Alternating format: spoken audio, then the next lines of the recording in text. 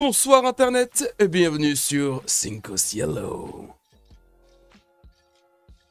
On est sur un petit podcast, comme le dit pas du tout le ton de ma voix, avec notre très cher Anga. Anga Anga, tu es parmi nous. Je suis là. Salut, salut. Pour un petit podcast d'Halloween. Et oui, on est de circonstances, on est dans la bonne saison, vous voyez ça. Puisqu'on va vous parler pour ce 14e... Du coup, j'avoue, en fait, on a mal géré là. 14e podcast. On aurait dû faire le 13e podcast en fait pour Halloween. Vous avez eu un podcast en trop. Mais Ben, on annule. On attend 666. 600... Waouh! À raison d'un podcast par mois, je sais pas si je serai encore vivant.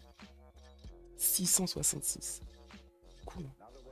On se retrouve du coup pour parler de séries d'horreur. Et on change complètement de registre. La dernière fois, on vous avait parlé de 5 séries, de 5 dessins animés chacun. Puis des dessins animés plutôt à destination du grand public. Là, on va complètement changer d'ambiance. Alors, même si je mets une petite hola, parmi les séries d'horreur dont je vais parler, il y en a une qui est quand même très très grand public.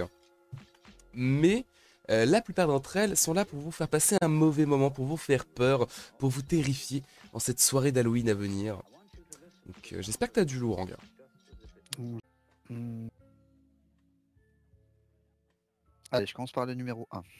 Le numéro 1. Qu'est-ce qui se cache? Ah mais oui, c'est vrai que je peux montrer ça tout simplement. Ou lui montrer des extraits. Je fais petit partage Discord. Pardon. Mais vas-y, je t'écoute, je t'écoute.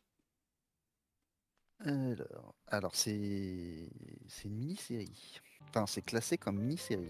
C'est peut-être pour ça que je l'ai pas retrouvé, Ah, c'est une série que du coup t'as pas réussi à remater. que j'ai pas réussi à revoir. Donc là, c'est que mes souvenirs. Mhm. Parce qu'elle est disponible aussi sur le Amazon US, donc en anglais, sous-titré anglais. Donc faut vraiment être concentré, quoi. Après, ça me dérange pas. Ah oui, donc avec un VPN Euh, sous-titré anglais, ok. ou être en Belgique. Ah oui, c'est celle-là dont tu me parlais, ok, très C'est bien. celle-ci. Donc elle s'appelle Harper Island. Et c'est américain. American. Et, diffusé en 2009. Ok. Moi, à la base, je sais plus où je l'ai vu. Je Ah saurais bon? plus te dire. Non, je sais plus. Je sais que c'était pas à la télé. C'est à l'époque où je regardais beaucoup de séries en ligne. Ok. Du coup, il n'y a qu'une saison, il y a 13 épisodes. C'est un thriller horrifique. Combien de Ça veut temps dire, les épisodes? Excuse-moi. Sans jeu de euh, terre. j'ai pas, je pense qu'ils font 45 minutes. Je peux vérifier rapidement. Harper Island, Wiki. Est-ce qu'ils le disent? 42 minutes par épisode. Ok, ça marche. Et du coup, c'est quoi? D'ailleurs, oui, vu que c'est une mini-série, le générique fait 11 secondes. C'est ça qui est drôle. Donc là, Ah oui! j'aurais dit aimer le générique, mais ça va être assez rapide. Ah bah attends, je veux voir ce générique. Attendez, Il est sur YouTube, je crois. j'allais chercher ça. Qu'est-ce que c'est? Ça se passe sur une île, comme le dit le nom. Mhm. C'est au large de Seattle. Je sais pas qu'il y ait autant d'îles au large de Seattle, mais en même temps, j'habite pas Seattle. Et en gros, c'est le synopsis, c'est un mariage qui va se passer sur l'île Oh, une avec histoire d'amour. ouais, donc ils reviennent là. Et c'est des gens qui habitaient, je crois, l'île avant, ou certaines personnes habitaient l'île, mais pas tous, parmi les personnages. Et tu l'apprends rapidement. 7 ans plus tôt, il y avait eu des meurtres sur cette île, Ok. et dont certaines personnes liées au mariage genre ont perdu un proche ou quoi. Pas tous, mais certains. Ah, donc un mariage T'as qui a mal aussi, tourné, ouais. ouais, t'as aussi certains invités qui sont contre ce mariage. Ok. Classique. Et du coup, c'est un espèce de slasher, on va dire. Enfin, du coup, le mariage va mal se passer. Il y a des gens qui vont mourir. Je sais plus dans quel ordre et je sais plus comment exactement. Mais on connaît pas le tueur. tu sais jamais qui est le tueur. Donc pendant la lecture du truc, tu essayes en même temps d'enquêter avec les personnages sur qui est le Ah. tueur, comment ça se passe. Du coup, c'est assez fun. C'est des meurtres assez mis en scène ou ça reste... Il me semble que le premier meurtre, genre il est public, tout le monde le voit, je crois qu'il est mis en scène. Genre, je sais plus ce que c'est, genre, oh ce radiateur est mal attaché. Ah! Je sais plus, enfin ouais, un truc comme ça. un peu Mais destination après, finale? ouais, mais je crois que les autres, c'est directement face à face avec un tueur. Ok, donc ouais, c'est plus le côté jeu d'enquête, ne pas savoir à qui se fier du coup. C'est ça, et puis ils peuvent pas partir de l'île pour je sais plus quelle raison, pour avoir une tempête ou un truc du genre. Une Ou trempette? une Non. tempête, ouais, une tempête, Il y une a un petite tempête. Magikarp? C'est terrifiant. Excusez-moi. Ou autre chose, je sais plus du tout. Ça c'est, je sais plus pourquoi, mais en tout cas c'est bien amené. Ça se suit avec envie. Tu lâches pas le truc. Tu veux aller jusqu'au bout, mais qui est ce tueur? Enfin, Ok. qui est le tueur ou la tueuse parce que tu sais pas. Enfin voilà, série plutôt cool. Je suis désolé, je sais que tu l'as dit au tout début, je suis trop nul. Mais combien d'épisodes tu m'as dit? 13? 13 épisodes. Ok. Ok, ok. Ah ouais, quand même, donc c'est vrai que... Moi, je trouve ça bon signe, parce que s'ils font durer une enquête sur 13 épisodes de 40 minutes, c'est qu'il y a des rebondissements, il y a des trucs quand même... Ouais, mais tu vois, moi je pense qu'ils auraient pu faire. Enfin, ça ressemble un peu à la genre American Horror Story.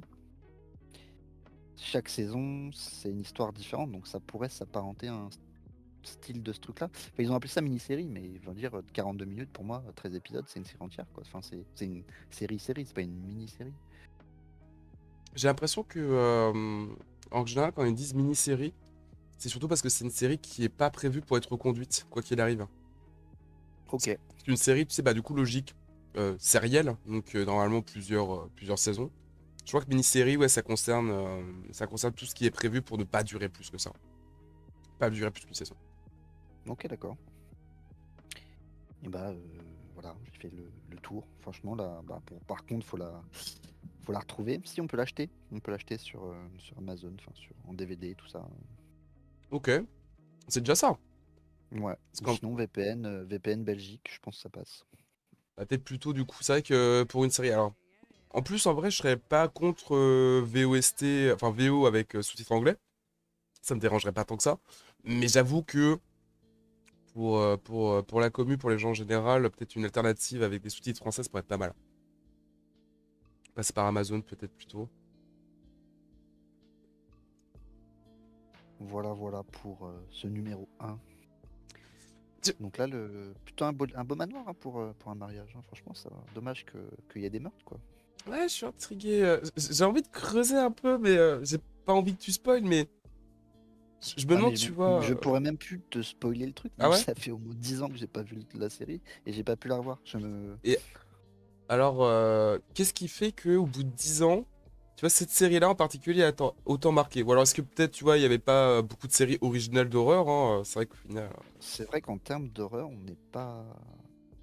Enfin, ça se compte pas non plus sur les doigts de la main, mais on fait Il y en a vite moins. le tour dans l'horreur. Enfin, il y a plus de films d'horreur que de Oui, séries d'horreur, je trouve. c'est le premier problème qu'on a soulevé quand on parlait du podcast. C'est que si on va parler des Hmm, grandes séries, genre Walking Dead, American Horror Story, parce qu'on ne parlera pas de grandes séries entre parenthèses. On parlera de séries connues, hein, Mais, mais. je vais pas dire qu'elle te twist, mais un Ah! peu quand même. Parce que tu cherches, enfin, c'est pas. Tu te dis, lui, il aime pas le mariage, c'est peut-être lui le tueur. Enfin, il aime pas cette union parce qu'il est contre. Enfin, mais finalement, non. Enfin, il y a plein de rebondissements. Il y a du journalisme, il y a des trucs des vieilles histoires qui reviennent entre les personnages. Et tu te dis, ok, ils s'aiment pas, peut-être que machin truc. Et eux-mêmes, entre eux, ils s'accusent les uns les autres. Donc, c'est ça qui est intéressant. Je vois, je vois. Petite série sympa en vrai à mater. Ouais, c'est le genre de série, je trouve ça sympa à mater avec quelqu'un du coup. Et t'es en mode, qui de nous deux va percer le mystère le mieux là, qui va mieux voir les petits détails. C'est un peu comme Scream, un peu. Oui, oh, ouais, carrément. Carrément, carrément. Ok, très bien. 2009, Herberland. Bah, sympa. C'est la série du coup sur laquelle tu me disais t'avais le moins de trucs à dire. Bah écoute, je pense que j'ai. Bah ça va être un peu comme ça sur toutes les séries, hein, parce que je peux pas. Ok, bah, ça va, hein. Enfin, il y en a, j'ai revu un peu, tu vois. Enfin, j'ai un peu plus en mémoire parce qu'elles sont plus récentes. Donc je pourrais te parler d'un épisode, je sais pas, dans une saison 4 ou quoi, mais non, là, celle-ci, pour le coup, ouais, j'ai moins de choses à dire parce que je l'ai pas revue. Ça fait au moins 10 ans que les. Bah 2009, ça remonte, quoi. Donc, euh, Donc ouais, ça fait pas mal de temps que là, sur celle-ci en tout cas, j'ai pas plus de choses à dire. Il n'y a pas particulièrement de choses à dire sur la distribution ou la production.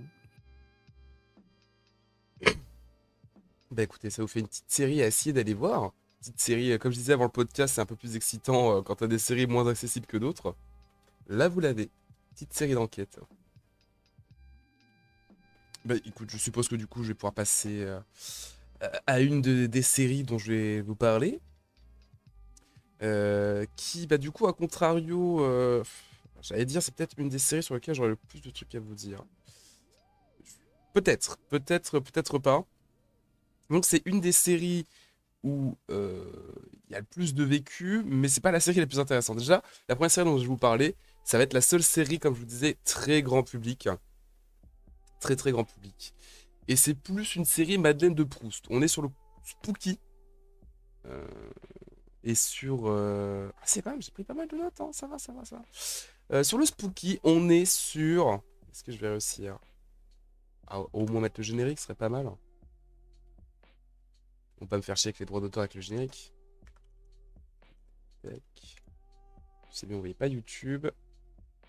Euh, Opening. Tac. Et tac. Je change d'écran. Voilà. Je vais vous parler de chair de poule. Et oui, chair de poule, l'unique, l'iconique. Alors, c'est vrai que j'allais dire l'unique, l'iconique. Enfin, je dis l'unique, l'iconique. En vrai, il a pris le pas sur d'autres séries qui étaient bien avant lui, telles Les Contes de la Crypte ou bien d'autres. Mais il faut reconnaître que chair de poule, pour la génération 90, voire début 2000, que vous soyez lecteur ou que vous regardiez à la télévision, c'était un truc chair de poule. Ça a été... De toute façon, bon, peut-être le truc où j'aurais le plus de trucs à dire, j'ai quelques anecdotes sympas, mais ça va être aussi quand même un peu le côté perso. Moi, les chairs de poule, personnellement, c'est les livres avec lesquels j'ai appris à lire, littéralement. Enfin, quand je commençais à savoir lire, c'est les premiers livres qu'on me donnait, que je voulais lire pour vraiment perfectionner ma lecture. Donc j'en ai bouffé à la pelle, j'adorais ça, les chairs de poule. Et après, j'ai eu une certaine cassette, dont je pourrais parler après aussi, parce que ça a été un des moyens de diffusion qui a pas mal popularisé quand même la série, qui l'a un peu euh, rendu iconique, du moins en France, par son moyen de diffusion. Mais du coup, après, j'ai eu l'occasion de choper une VHS que j'ai maté en boucle, évidemment. Là, j'y fais. Et c'était extrêmement. C'était mes premières expériences, tu sais, de. Tu lis un roman, tu lis une histoire, tu fais ta propre version dans ta tête, et après tu la confrontes du coup, son adaptation télévisuelle. Sauf que là, l'adaptation télévisuelle en question, elle est extrêmement cheesy et extrêmement ancrée dans son époque. Donc tout le côté un peu glauque, mystérieux que tu pouvais t'imaginer avec les bouquins, qui valent ce qu'ils valent, hein, c'était de la littérature jeunesse. Tu te retrouves avec une ambiance totalement différente avec la série Chair de Poule. Bon, même si c'est sûr que replacer pour son audience, je crois que de souvenirs étant enfant, il y avait deux, trois trucs qui faisaient un peu peur. Mais ça reste vraiment plutôt le bon feuilleton du dimanche soir que le petit trauma d'enfance, quoi. Et du coup, Chair de Poule, donc la version dont on parle là, parce que je vais vous évoquer après un reboot qui est beaucoup moins intéressant, ça a été diffusé entre 95 et 98, du moins la version originale. C'est 4 saisons réparties sur 74 épisodes de 25 minutes. Il y a aussi énormément de doubles épisodes, donc d'épisodes répartis sur deux, tout simplement. Et c'est une série créée par Deborah Forte, d'après la série de livres de R.L. Stein, comme je vous le disais. C'est une série qui du coup adapte quasiment tous les romans parus jusque-là. Alors, j'ai pas pris la peine de te demander, je suis désolé. Est-ce que toi, du coup, tu connaissais, est-ce que tu as un petit affect ou un petit truc avec Chair de Poule? Ouais, je regardais. D'ailleurs, c'est amusant, j'ai regardé les 2 premiers épisodes avant le live, Ah, excellent! Le masque hanté? qui est un double épisode pour le coup. Iconique Le celui-ci. masque hanté. Et ouais, c'est un truc que je regardais gamin, quand ça passait sur KD2A, je crois, à l'époque. Yes. Tu fais bien de le dire, j'ai noté après sur quoi c'était diffusé, mais pas le. Parce que j'ai vu que c'était diffusé aussi sur le truc des Kongs là, sur Canal+, je crois. C'est peut-être la même Ouais, il chose y a que. eu ça aussi. Ouais. Canal+, ils ont pris, mais enfin, c'est la chaîne qui diffuse quasiment toutes les séries outre-mer en premier, limite. Mais il n'y a pas que cette chaîne-là, mais il y a beaucoup de séries que c'est eux. Hmm. Ah, je l'ai pas précisé et tu viens de me faire penser, mais d'ailleurs c'est une série canadienne. C'est une série Ouais. canadienne qui a été exportée surtout, si j'ai bien compris, dans les pays francophones et du coup anglophones. Il n'y a pas eu énormément de Et trad. Suisse, je crois. Pardon? Et Suisse aussi. C'est une série canadienne et suisse? Non, non, mais elle a été. Ah oui! Les Suisses prennent beaucoup aussi, on exporte tout ce qui se passe en France. Bah oui, tu m'étonnes, tu m'étonnes, tu m'étonnes. Mais pas que. C'est pour ça que je dis pays francophones parce que je comprends aussi beaucoup les pays. Bon, j'ai pas envie de dire de conneries, mais je crois que c'est Algérie. Tu sais, il y a pas mal de pays comme ça où ils avaient pas mal de dessins animés et de programmes justement français qui étaient pas du tout réadaptés, qui étaient juste balancés comme ça sur leur chaîne de diffusion. Donc au final, non, pays francophone, ça peut toucher plus qu'on ne le pense hein, en termes de public. Et du coup, t'avais pas trop connu les bouquins? J'avais les bouquins. J'avais aussi les livres dont vous êtes le héros. Ah oui! Ah, qu'est-ce Qui que retombe c'était un peu excellent. dans le délire chair de poule. Mais si, j'avais. C'est génial ça. Ouais, je sais plus combien il y en avait, mais je pense que j'avais une quinzaine ou une vingtaine de chair de poule. Hmm, pareil, hein, pareil, pareil. Et Qui ont dû partir en brocante. ouais, Dommage. malheureusement. Après, je suis pas sûr que ça ait beaucoup de valeur aujourd'hui, pour être honnête. Mais pour le côté souvenir, c'est vrai que il y en a beaucoup sont partis. Hmm. Mais je suis pas sûr de me replonger dans les bouquins. Déjà, là, le fait de me replonger dans la série, parce que de toutes les séries dont je vais vous parler aujourd'hui, c'est la seule que je n'ai pas vue en entier récemment. Je n'ai vu que une. Ah, quand même, parce que si la dernière saison, il y a moins d'épisodes. Donc j'ai dû voir une bonne cinquantaine d'épisodes quand même. Ça va. Et, oui, autant, voilà, les épisodes, c'est marrant, il y a un côté un peu nostalgique. J'aurais peur que vous replongez dans les bouquins. Je- forcément que ça aura moins de profondeur à mes yeux aujourd'hui que quand j'avais 8 9 ans, quoi. C'était quand même, c'était un sacré Mais pas. il me semble que du coup, oui, c'est vu que c'est pour la jeunesse, tous les acteurs sont des enfants, il me semble, dans tous les épisodes. Ouais, ouais, il y a pas mal de codes qui reviennent parmi tous les épisodes. Euh, Bah, alors, de ce que j'ai noté, du coup, déjà, ce qui est surprenant, c'est pour ça que je trouve ça intéressant de voir ton affect par rapport à ça, parce que moi, ça m'a surpris, c'est de savoir que cette série a vraiment quasiment adapté tous les chairs de poule. Donc, je pense que le côté collectionnite, enfant, tout ça, ça va te parler. Moi, quand j'étais gamin, me dire, waouh, un jour, j'aurai l'occasion de lire tous les chairs de poule, c'était le rêve, tu vois, c'était c'était les 150 Pokémon. Donc, Après, pour le coup, je me souvenais pas qu'ils avaient juste pris un bouquin, ils l'avaient mis en adaptation numérique. Enfin, non, il y a eu il y a eu beaucoup de modifications qui ont été apportées. Euh, ce que j'avais noté, c'est que en fait, ils ont adapté quasiment tous les bouquins, sauf ceux qui avaient dû être abandonnés parce que c'était trop compliqué à produire. Genre, j'avais noté La Bête de la Cave, Méfiez-vous des abeilles, des trucs comme ça. Et c'est même des épisodes qu'ils avaient commencé vraiment à tourner et tout ça, et en post-prod ou durant le tournage, ils se sont rendus compte que vraiment ça rendait rien. Et du coup, il y a beaucoup, voire quasiment l'intégralité des épisodes qui ont été réadaptés, retravaillés, qui reprennent le cœur du livre qu'ils adaptent, mais qui ont été largement réadaptés, et parfois en bien, parce que tu avais des chairs de poule qui étaient plus longues que d'autres. Donc des fois, tu avais des chairs de poule qui devaient faire, je sais pas, 150, 200 pages, un truc comme ça. Forcément, bon, il faut rajouter au moins quelques éléments pour pouvoir faire tourner la sauce sur 25 minutes, quoi. Mais malgré tout, non, c'était quand même sympa, tu vois, de se dire que tu avais l'alternative d'avoir l'intégralité des chairs de poule, mais sous un autre format. Et...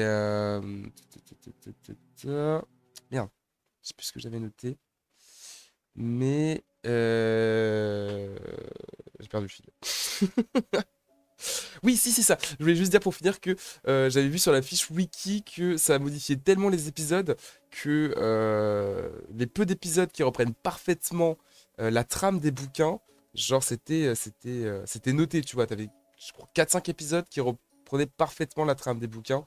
Et d'ailleurs, quand tu vois ces épisodes-là, tu te rends compte que c'est pas forcément, comme dans toute adaptation d'ailleurs, hein, c'était pas forcément la meilleure chose à faire de reprendre ligne pour ligne, dialogue pour dialogue. Ça donne pas les épisodes les plus haletants.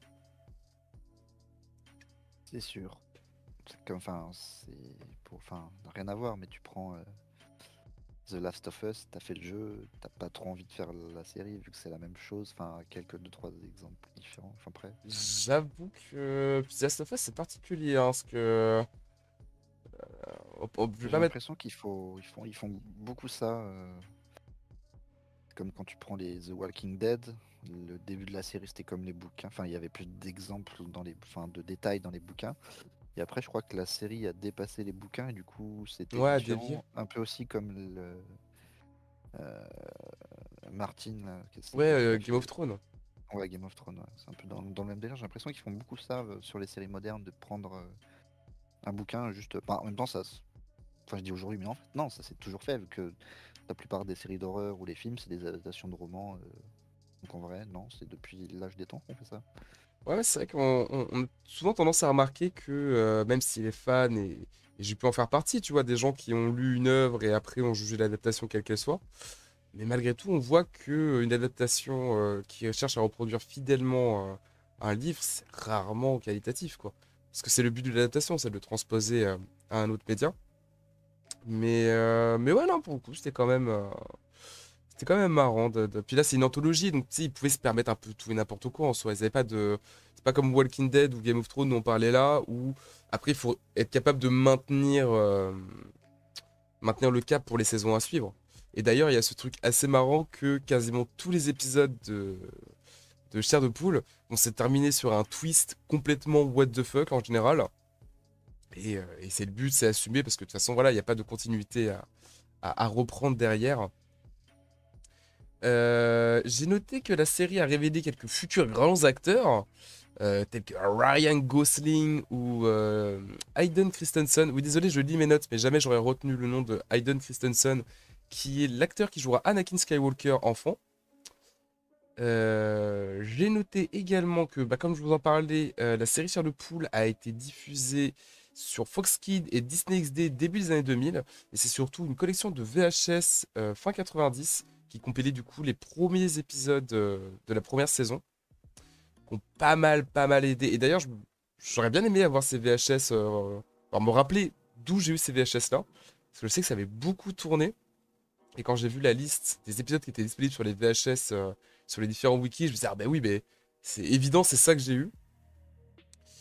Et, euh, et pour finir, j'avais noté, je vous ai noté quelques épisodes, mais j'avais noté également que, comme tu disais, il y avait quand même beaucoup de codes et de tropes qui reviennent, au point que là, pour m'être enchaîné, comme je vous disais, une cinquantaine d'épisodes, et à un moment, ça devient vraiment, t'as presque l'impression de, de mater un jour sans fin, mais avec quelques détails qui changent.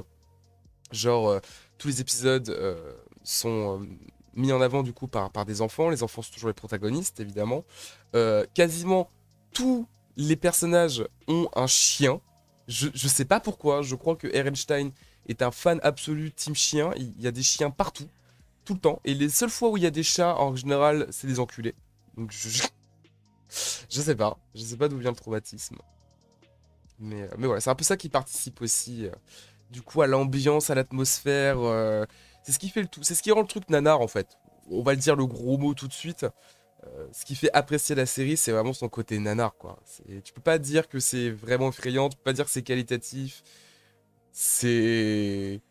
Je sais pas, c'est Madeleine de Proust, c'est juste agréable. Et je pense même en vrai, pour un public plus jeune, ou du moins plus actuel, qui aurait un peu la flemme de se mater des séries qui se datent d'il y a 15 ans avant leur naissance. Je sais que ça m'est arrivé d'avoir de la nostalgie pour des choses qui datent d'avant ma naissance, et je suis quasi sûr que Chair de Poule peut vous provoquer ce genre de sentiment.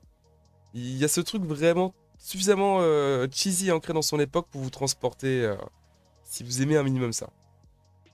Et si jamais vous voulez essayer, je vous conseille du coup saison 2, épisode 15, Le sang de monstre, qui était mon chair de poule préféré quand j'étais petit. Et synopsis très classique, un jeune garçon qui doit aller passer les vacances chez sa tante, qui est plus que bizarre, et qui a scellé son grenier. Et quand il arrive à entrer dans le grenier, il se rend compte qu'il y a une étrange masse verdâtre qui semble avoir des propriétés bien étranges. Donc je vous en dis pas plus. Et là c'était mon petit coup de cœur personnel. Mais si vous voulez vraiment un épisode très sympa et qui pour le coup, il faudra que je parle de ça quand même, qui est quand même très très iconique pour la série, c'est les 2 derniers épisodes de la saison 2 qui sont sur le pantin maléfique. Et le pantin maléfique, c'est un peu devenu, grâce à cette série Chair de Poule des années 90, l'emblème de la saga Chair de Poule. C'est en général, si vous tapez Chair de Poule ou Goose Gump dans sa version originale sur internet, vous tomberez sur la gueule du pantin. C'est la créature qui le représente le plus, qui va même être réutilisée d'ailleurs dans les films qui suivront après et dans le reboot qui sortira après. Bon, reboot en vrai dont je peux vous parler maintenant. Disney Plus a fait un reboot en 2023 qui lui du coup ne fait pas épisode par épisode mais cherche à tout relier dans une grande trame narrative. C'est de la merde. Je vais boire de l'eau, comme ça va me faire arrêter de parler aussi.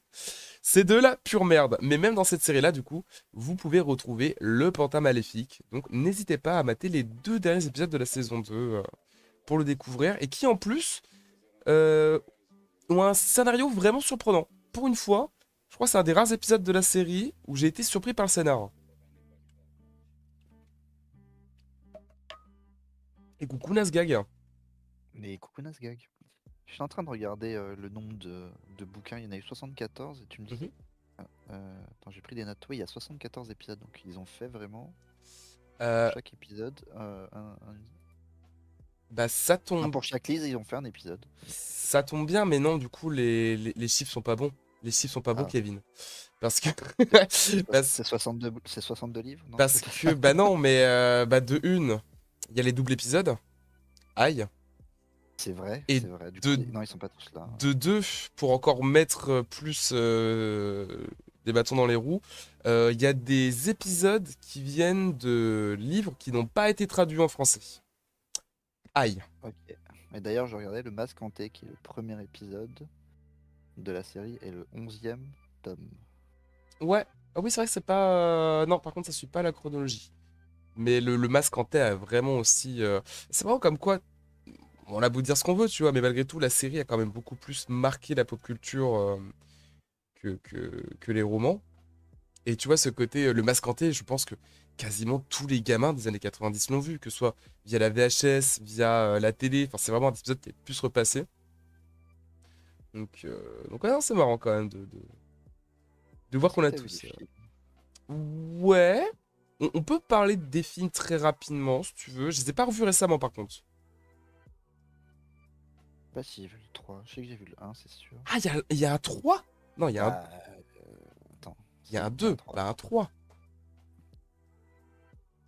Attends, je suis sûr qu'il y a un 3. Mhm. Hmm. En tout cas, pour Non, il y a un synthétiser. 2. Non, il y a un 2, il n'y a pas de 3. Autant Ok, pour moi. impec.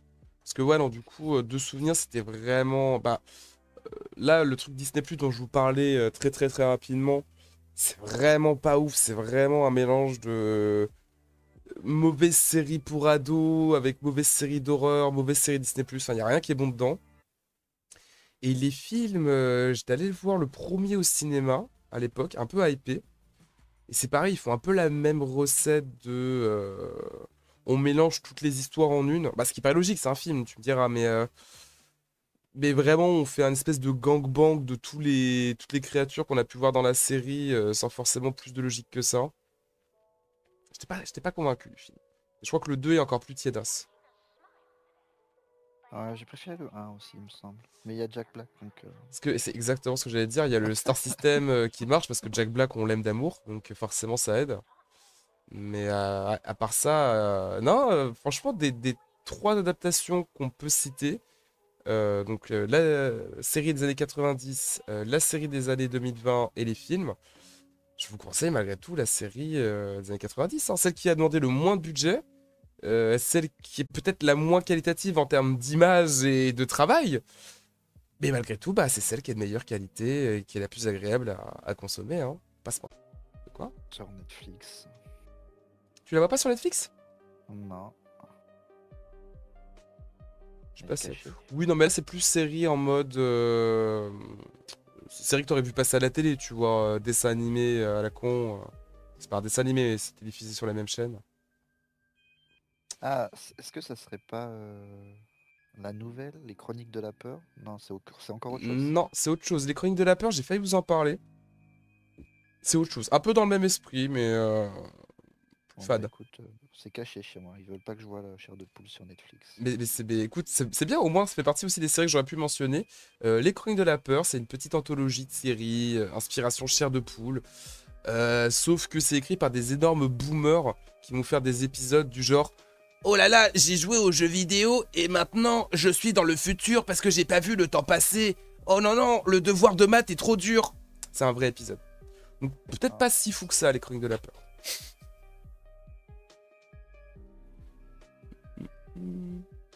Non, je pense qu'on est bon. Je pense que pour Chair de Poule, on va pouvoir passer à la suite. Bah, ce qui est bien, c'est que mon numéro 2 il colle avec les chairs de poule, là, Oh oui, j'ai cru voir, j'ai cru comprendre. qui est Qu'est-ce que l'ancêtre. L'ancêtre de chair de poule. Un peu. Clairement, l'inspiration principale, je pense même. Et nous allons parler de. Enfin, Non, on va parler. Je pense que tu as des choses à dire aussi dessus, peut-être. Pas tant que ça. Justement, tout ce que j'ai pu dire sur Chair de Poule, j'ai pas grand chose à dire par contre sur les contes de la crypte. Ah, Oh hélas, putain, je suis désolé. Oh non. Oh non. Attends, Life is On est Strange. passé- Alors, du coup, tu vas nous parler d'une série. Oui, les contes de la crypte. Contes de la crypte. Alors ça, si je l'avais deviné. Qu'est-ce que c'est les contes de la crypte? Qu'est-ce que c'est? Qu'est-ce que c'est? Bah, c'est un peu comme. C'est une série d'anthologie également, série fantastique. Elle n'est pas classée horrifique celle-ci, alors que. Elle devrait. Ah ouais, elle est pas marquée horrifique? Non, elle n'est pas marquée horrifique. Elle a été diffusée en 89 en en Outre-mer, en Amérique, hein, sur HBO, et de 91 à 96 en France sur Canal+, M6, RTL9, Game One, et peut-être d'autres chaînes, j'ai pas tout noté. Il y a 7 saisons, 93 épisodes, Ah oui, la vache! dont la saison 1 qui ne fait que 6 épisodes. C'était probablement un test. Ça a marché, ils en ont fait une deuxième avec, je crois, 18 ou 13, ou je sais plus. Donc un truc Enfin, les contes de la crypte, ça a bien marché, je trouve. Moi, ça passait sur... je crois que j'ai regardé ça sur M6, hein, ou Game One, ou RTL. Je sais plus où je regardais ça. Mais j'ai regardé en tout cas, après l'école, je crois. Ou avant, ou après. Oh, c'est vraiment... Ça remonte à loin, ça remonte à loin. Et du coup, on a le... Qu'est-ce que c'est ça que tu montres? C'est pas le générique? Peut-être. Pas sûr. Non, je suis pas sûr. Après, c'est peut-être le générique d'une saison, non. genre 5 ou 6 ou quoi.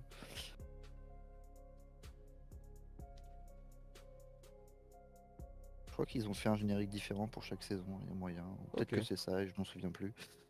Parce que c'est vrai que le manoir, il est assez... Il rappelle pas mal de choses. Et du coup, sur les 3 ou 4 images que tu avais sur Discord, c'est le... Comment ils appellent ça? Le narrateur? Qui garde un... Oui, non, c'est le narrateur, mais c'est... Je vais retrouver le mot plus tard. Il garde les catacombes. Et Ouais. pendant qu'il garde les catacombes, il te parle d'une de plusieurs histoires. Croque-mort? Non. Je peux retrouver... Attends, tu sais quoi, je vais aller sur Wiki. Hein. Conte de la crypte, série Wiki.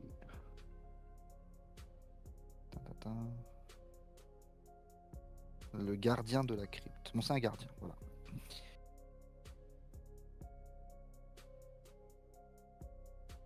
Il faut savoir que ça a été produit par Robert Zemeckis. Je Ça- ne le savais pas. Ça me dit quelque chose de nom, mais là, j'arrive plus à me rappeler ce qu'il a fait. Je sais qu'il a fait des trucs de fou.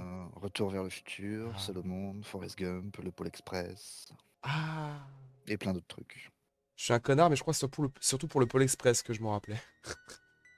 Mais il a fait beaucoup de films d'horreur, enfin beaucoup. Il a fait pas mal de films d'horreur, Ah, genre notamment Fantôme contre Fantôme, un des plus connus. ok, de nom, ouais, je vois. Et parmi les acteurs, t'as eu pas mal d'acteurs ultra connus. T'as une trentaine d'acteurs connus qui sont passés dans un épisode faire un coucou. T'as eu Michael J. Fox, bon, qui joue d'ailleurs dans Retour vers le futur. T'as eu Arnold Ok. Schwarzenegger, Brad Pitt, Ah oui. Christopher Reeve, Demi Moore, enfin, beaucoup d'acteurs et actrices. Et du coup, ouais, c'est pareil. Sauf que là, du coup, c'est pas des enfants. Enfin, je crois qu'il y a des enfants dans certains épisodes, mais les acteurs sont des adultes, enfin les personnages principaux en tout cas. Et du coup, t'as des épisodes qui sont, bah, c'est du fantastique, donc c'est pas, il y a du surnaturel, il y a du what the fuck. Le troisième épisode, j'ai bien aimé. J'ai revu les trois premiers. J'ai pas tout revu non plus, hein, parce que bon, il y en a beaucoup.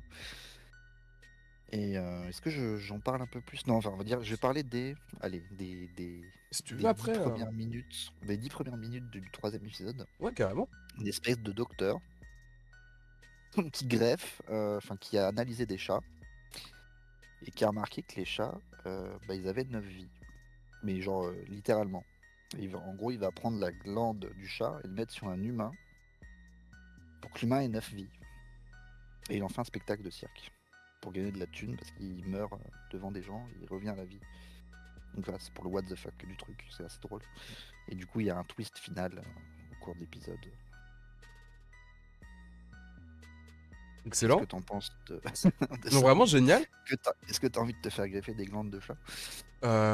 Ouais, j'ai envie d'avoir les glandes de chat, Hmm. de fou. Il est trop bien le scénar. Mais ouais, t'as le deuxième épisode, c'est un slasher. Le premier, t'as l'acteur qui brise le quatrième mur, donc il s'adresse au spectateur. Donc vraiment, chaque épisode est filmé différemment, raconté différemment. C'est pas le même genre à chaque fois, donc c'est assez fun.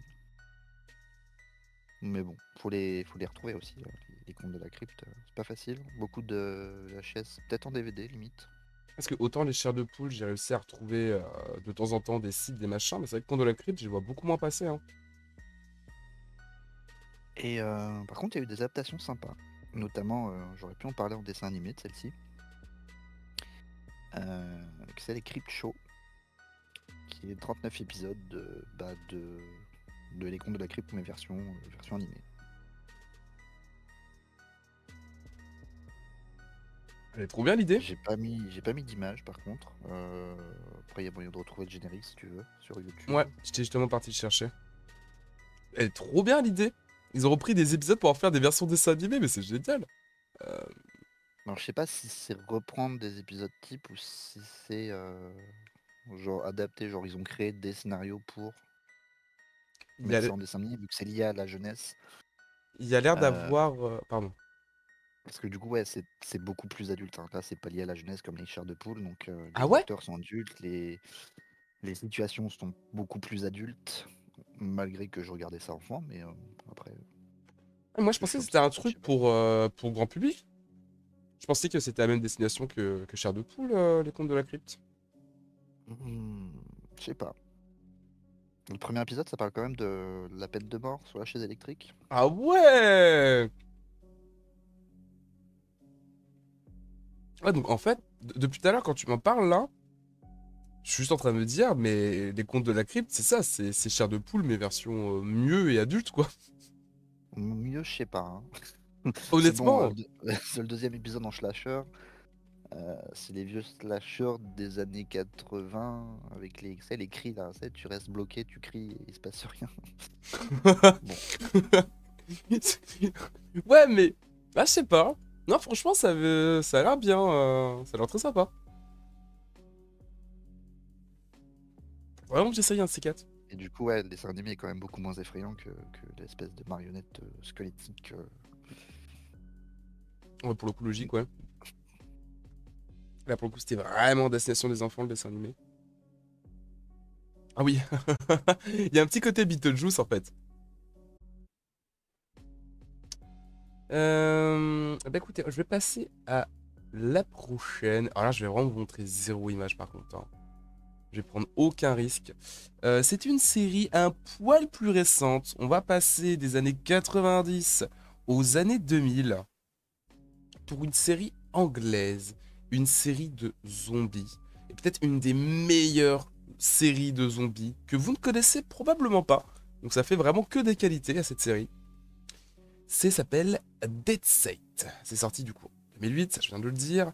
Et Dead Set, c'est une série qui partage le même créateur qu'une autre série que vous connaissez très probablement. Une autre série anglaise qui a été diffusée sur la même chaîne avant d'être achetée par Netflix. J'ai nommé Black Mirror. Parce que oui, le créateur c'est Charlie Brooker. Et 2008, si je dis pas de conneries, il a dû faire Dead Set juste avant Black Mirror. Et je le rappelle, j'arrête pas de parler de Black Mirror parce que, en vrai, du coup, c'est la série que j'ai fini de remater, même si ça faisait au moins la quatrième fois que je la matais, cette série. J'ai fini de la remater là juste avant le live. Et cette série, on pourrait presque la considérer comme un épisode de Black Mirror, mais sur 5 épisodes. Parce que la série ne fait que 5 épisodes, c'est une mini-série. Vous avez un épisode de 45 minutes et après 4 épisodes de 25 minutes. Donc ça va très très très très vite. Et qu'est-ce qui fait que cette série est aussi originale par rapport à un Walking Dead ou n'importe quel épisode de zombies, de Contes de la Crypte et de Chair de Poule? C'est une série qui va prendre comme point de vue, qui va nous faire intéresser à comment ça se passe pendant une télé-réalité si une apocalypse zombie se déclare. Donc, je ne sais pas si vous connaissez l'émission Big Brother, qui est en Angleterre du coup, qui est... Tu connais, ouais? Mhm. Je sais pas si ça a beaucoup fait parler, parce que j'ai vu que c'est l'équivalent de Loft Story. Secret Story aussi, pour peut-être ceux un peu après, moi je sais Secret Story ça me parlait plus. Mais là, ça va être beaucoup plus proche de Loft Story, qui consistait à ne pas avoir de consistance. non, non, mais qu'il n'y a pas de but. Le but, c'est qu'il n'y avait pas de but, quoi. Juste, les gens étaient dans une maison, toutes les semaines on votait, ils partaient. Bah, la Big Brother, c'est carrément ça. Non? Bah, je connais de nom par rapport à justement les télé-réalités françaises, mais j'ai pas non plus regardé ce qui se passait là-bas à Nice. Bah en fait il y a beaucoup, ouais, je regarde pas les séries, enfin les télé-réalités de base en France, donc c'est pas pour regarder ça en Amérique. Mais C'est juste que j'en ai entendu parler, du truc en général. Ah oui, Big Brother, ouais. Bah, je pense que c'est une des plus connues, Big Brother. En soi, vraiment, oui, l'équivalent, c'est Loft Story. Loft Story, Big Brother, c'est littéralement la même chose. Et c'est d'ailleurs, comme ça, on perd pas le fil, on est toujours sur la série. Endemol qui produit tout ce genre de choses. Endemol qui produisait Secret Story, qui produisait Big Brother, parce que c'est pareil, ça a été annulé en 2018. Et c'est également Endemol qui produit cette série Dead Set. Et du coup, ce qui est vraiment génial, c'est qu'on se retrouve face à une série qui est chapeautée par un maître de l'horreur, avec une écriture vraiment incroyable. Si vous avez aimé Black Mirror, vous ne serez pas là pour me contredire. Qui a à son service absolument tous les services qui sont utilisés pour faire les télé-réalités classiques. Donc là, on a le combo parfait. Là on est bon. Et ce qui est vraiment génial, alors, comme on disait aussi tout à l'heure, je vais pas vous parler beaucoup du scénar, parce que tout le premier épisode, du coup, se passe durant le Prime. Un Prime, je le rappelle pour ceux qui sont pas du tout adeptes de télé-réalité, c'est une émission hebdomadaire où ça va être justement le moment où on fait sortir un des candidats de la maison. Et donc, il y a tout un système de vote, et quand le candidat il sort, il y a toute une grande soirée. Enfin voilà, c'est un peu l'événement de la semaine. Et là, le premier épisode, qui est forcément l'apocalypse, hein, sur une série de 5 épisodes, l'apocalypse va pas attendre le deuxième épisode pour arriver. On va suivre un petit peu 3 moods différents, puisqu'on va suivre le Prime comme si on était un public lambda. On va suivre également les débuts de l'épidémie qui commence à faire des trucs de plus en plus bizarres dans la rue et dans les studios. Et au passage, un troisième point que je trouve vraiment sympa et qu'on peut retrouver dans une autre série qui s'appelle Unreal, on va voir un petit peu des dessous des téléréalités. Parce que c'est quand même l'avantage là qu'on ait comme plateau une réelle télé-réalité avec même dans le cast des vraies personnes de télé-réalité. Genre notamment la présentatrice de la télé-réalité, c'est exactement la même qui présente le vrai Big Brother. Donc je pense que c'est extrêmement sympa pour le public anglais à l'époque. Genre c'est comme nous, je sais pas, voilà, on aurait une série horrifique qui se passait dans Secret Story et t'aurais Benjamin Castaldi ou Nikos qui joue dedans. J'ai beau ne pas être très fan de télé-réalité, je regarde, je regarde direct. Nikos qui se fait bouffer par un zombie, je regarde direct, évidemment. Mais non, il n'y a que les Anglais pour faire ça. Et d'ailleurs aussi, oui. Moi, j'étais en train de regarder les acteurs. T'as le scénariste, le créateur, Charlie Brooker, qui joue un zombie dans sa propre série. Ah ouais? Ah, excellent. Je sais pas trop à quoi il ressemble, j'avoue. Mais pareil, il y a pas mal de caméos dans les zombies, au-delà des acteurs qui, certains reprennent leur vrai rôle, mais surtout des acteurs, la présentatrice, quoi, pas les anciens candidats. Parce qu'il y a beaucoup d'anciens candidats de Big Brother, je dis ça pour l'information, on s'en fout, je sais, mais qui du coup jouent aussi des zombies dans la série. Ils ont vraiment beaucoup joué sur les caméos. Ils ont fait un truc un peu Crospedia dans un sens, quoi. Parce que c'est une fausse télé-réalité, mais qui prend tellement de pièces du réel et qui rappelle tellement de trucs de leur télévision à eux. Ça va être très sympa le brouillage entre réalité et fiction, je pense. Du coup, cette série te dit rien.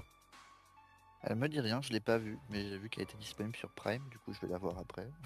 Eh ben vraiment, ouais, parce que j'ai fini mes notes. Dans mes notes, j'ai juste marqué très populaire et qualitatif. Elle a beaucoup marqué en Angleterre et même d'autres réals qui s'en sont inspirés. Pardon. Notamment pour faire la série Reality Z sur Netflix. Mais c'est vraiment, là j'arrête de lire mes notes. Je vous dirai juste où vous pourrez la retrouver après.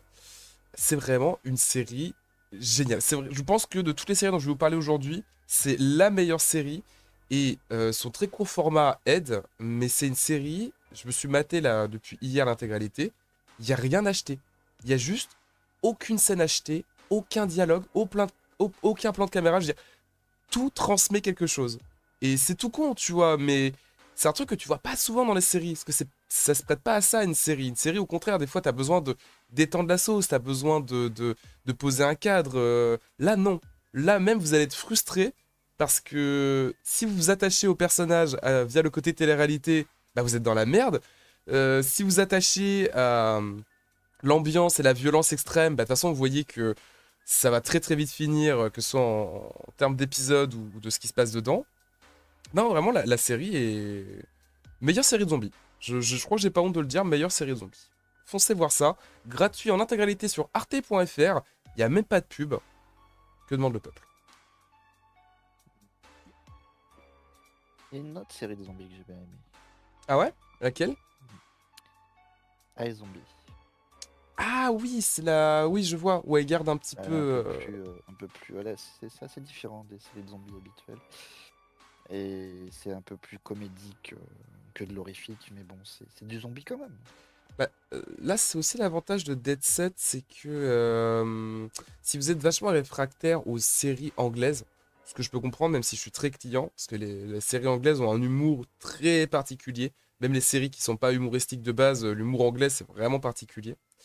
Et là, cette série, Dead Set, elle n'en souffre zéro. Alors que, encore une fois, je vous dis, moi, c'est plutôt mon genre, hein, donc je m'en serais pas plaint.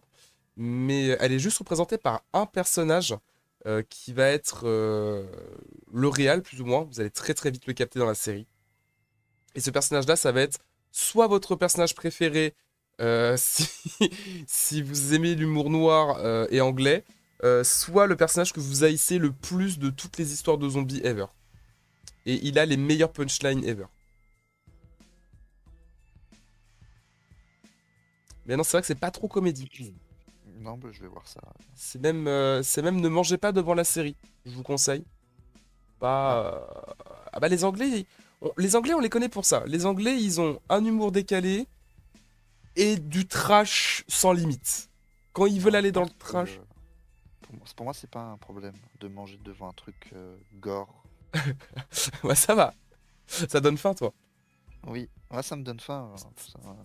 C'est genre la plateforme, j'ai regardé ça en mangeant, tu vois. Enfin, Ah non, la ah non, tu l'as pas plateforme. vu encore. Si, si, c'est bon, j'ai rattrapé, j'ai rattrapé. Pipicha. Pipicha, la plateforme à côté. Non, mais oui, mais enfin, les trucs gore, je sais pas, ça me. Je sais pas. Comme après avec Nasgag, on a peur de rien, on est des modos Ouais, impassibles. je dis pas que ça va te dégoûter, mais là, tu vas voir, c'est une belle violence, là, hein. Là, c'est vraiment la violence viscérale. C'est pas la violence film d'action, je coupe dans le tas et tout. Là, c'est vraiment. Tu sens que c'est des gens de télé-réalité qui doivent survivre. Ok, ok. Série créée par Guillermo del Toro. Ah bon? Ouais, Laquelle? c'est The Strain. Ah! Ok, ça va. Mm. Ouais, ouais. Non, c'est pas la même. Voilà. Ça aurait été con! Mm. The Stray. Série américaine, du coup, diffusée en 2014 aux US et en 2015 à 2017 en France. Mais tu la retrouves, elle est ressortie récemment sur. Je sais pas si elle est encore. Non, je crois qu'elle est plus sur Netflix. Mais elle est sortie sur Netflix pendant un temps. Ah, c'est vrai, je l'ai vu passer, ouais. Il y a 4 saisons, 46 épisodes. euh, et c'est du genre horreur cette fois-ci. Mais, enfin si, ça fait pas peur, mais il y a un peu de gore, il y a un Ah peu bon? de, Ça fait pas peur? ouais, il y a un peu de sang. Bah, ça peut faire peur à certaines personnes parce que, enfin, c'est pas du spoil, mais ça touche un moment aux yeux. Et quand ça touche aux yeux, ça peut faire peur. Oh, donc un peu gore, quoi. Un peu gore. Mais ôte-moi d'un doute, c'est une Oui. histoire de. C'est un monstre en particulier.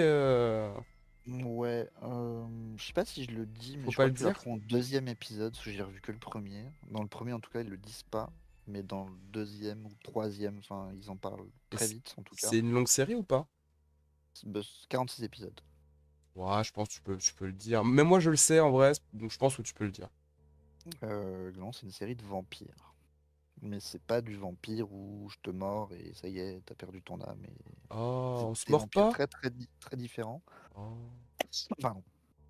Très différents de ce que tu peux trouver dans les séries de vampires habituelles. C'est limite biologiquement expliqué pourquoi. Bah, pas pourquoi les zombies existent, mais pourquoi c'est un zombie, quoi.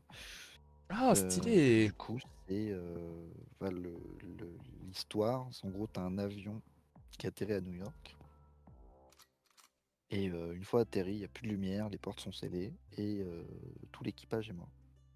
Mais genre, même les gens dedans, genre, t'as 210 morts étranges dans l'avion. Et du coup, t'as le CDC qui intervient, Le qui est le CDC. chambre des maladies infectieuses mondiales, Ah, centre mondial de quelque chose. le CDK du coup. Centre mondial de quelque chose. Voilà. Très bien. Et tu as 4 survivants dans cet avion. Du coup, voilà, il y a une espèce de. Est-ce que c'est une pandémie? Qu'est-ce que c'est? Ils cherchent ce que c'est. Ils rencontrent un personnage qui sait de quoi on parle parce que c'est un avion qui vient de Berlin. Et lui, il était il y a longtemps en Allemagne.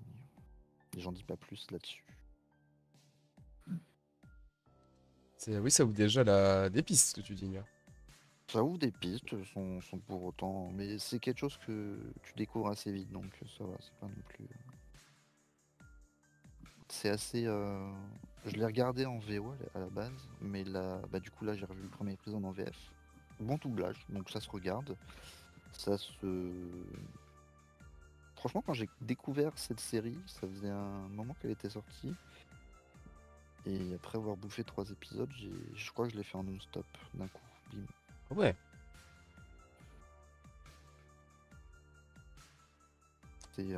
Moi, je trouve que c'est une bonne série de vampires. Ils brillent pas la nuit, enfin la journée, je veux dire. Du coup, j'allais te demander pourquoi cette série de vampires là plutôt qu'une autre, mais en vrai, t'as déjà répondu, le côté plus viscéral et qui explore un peu plus le mythe, c'est ça? Et assez gore aussi, hein. Nice. Sans ouais, Guillermo del Toro, il est pas connu pour faire. Alors, à part quand il fait des trucs pour enfants, sinon, il est pas connu pour faire dans la dentelle en général.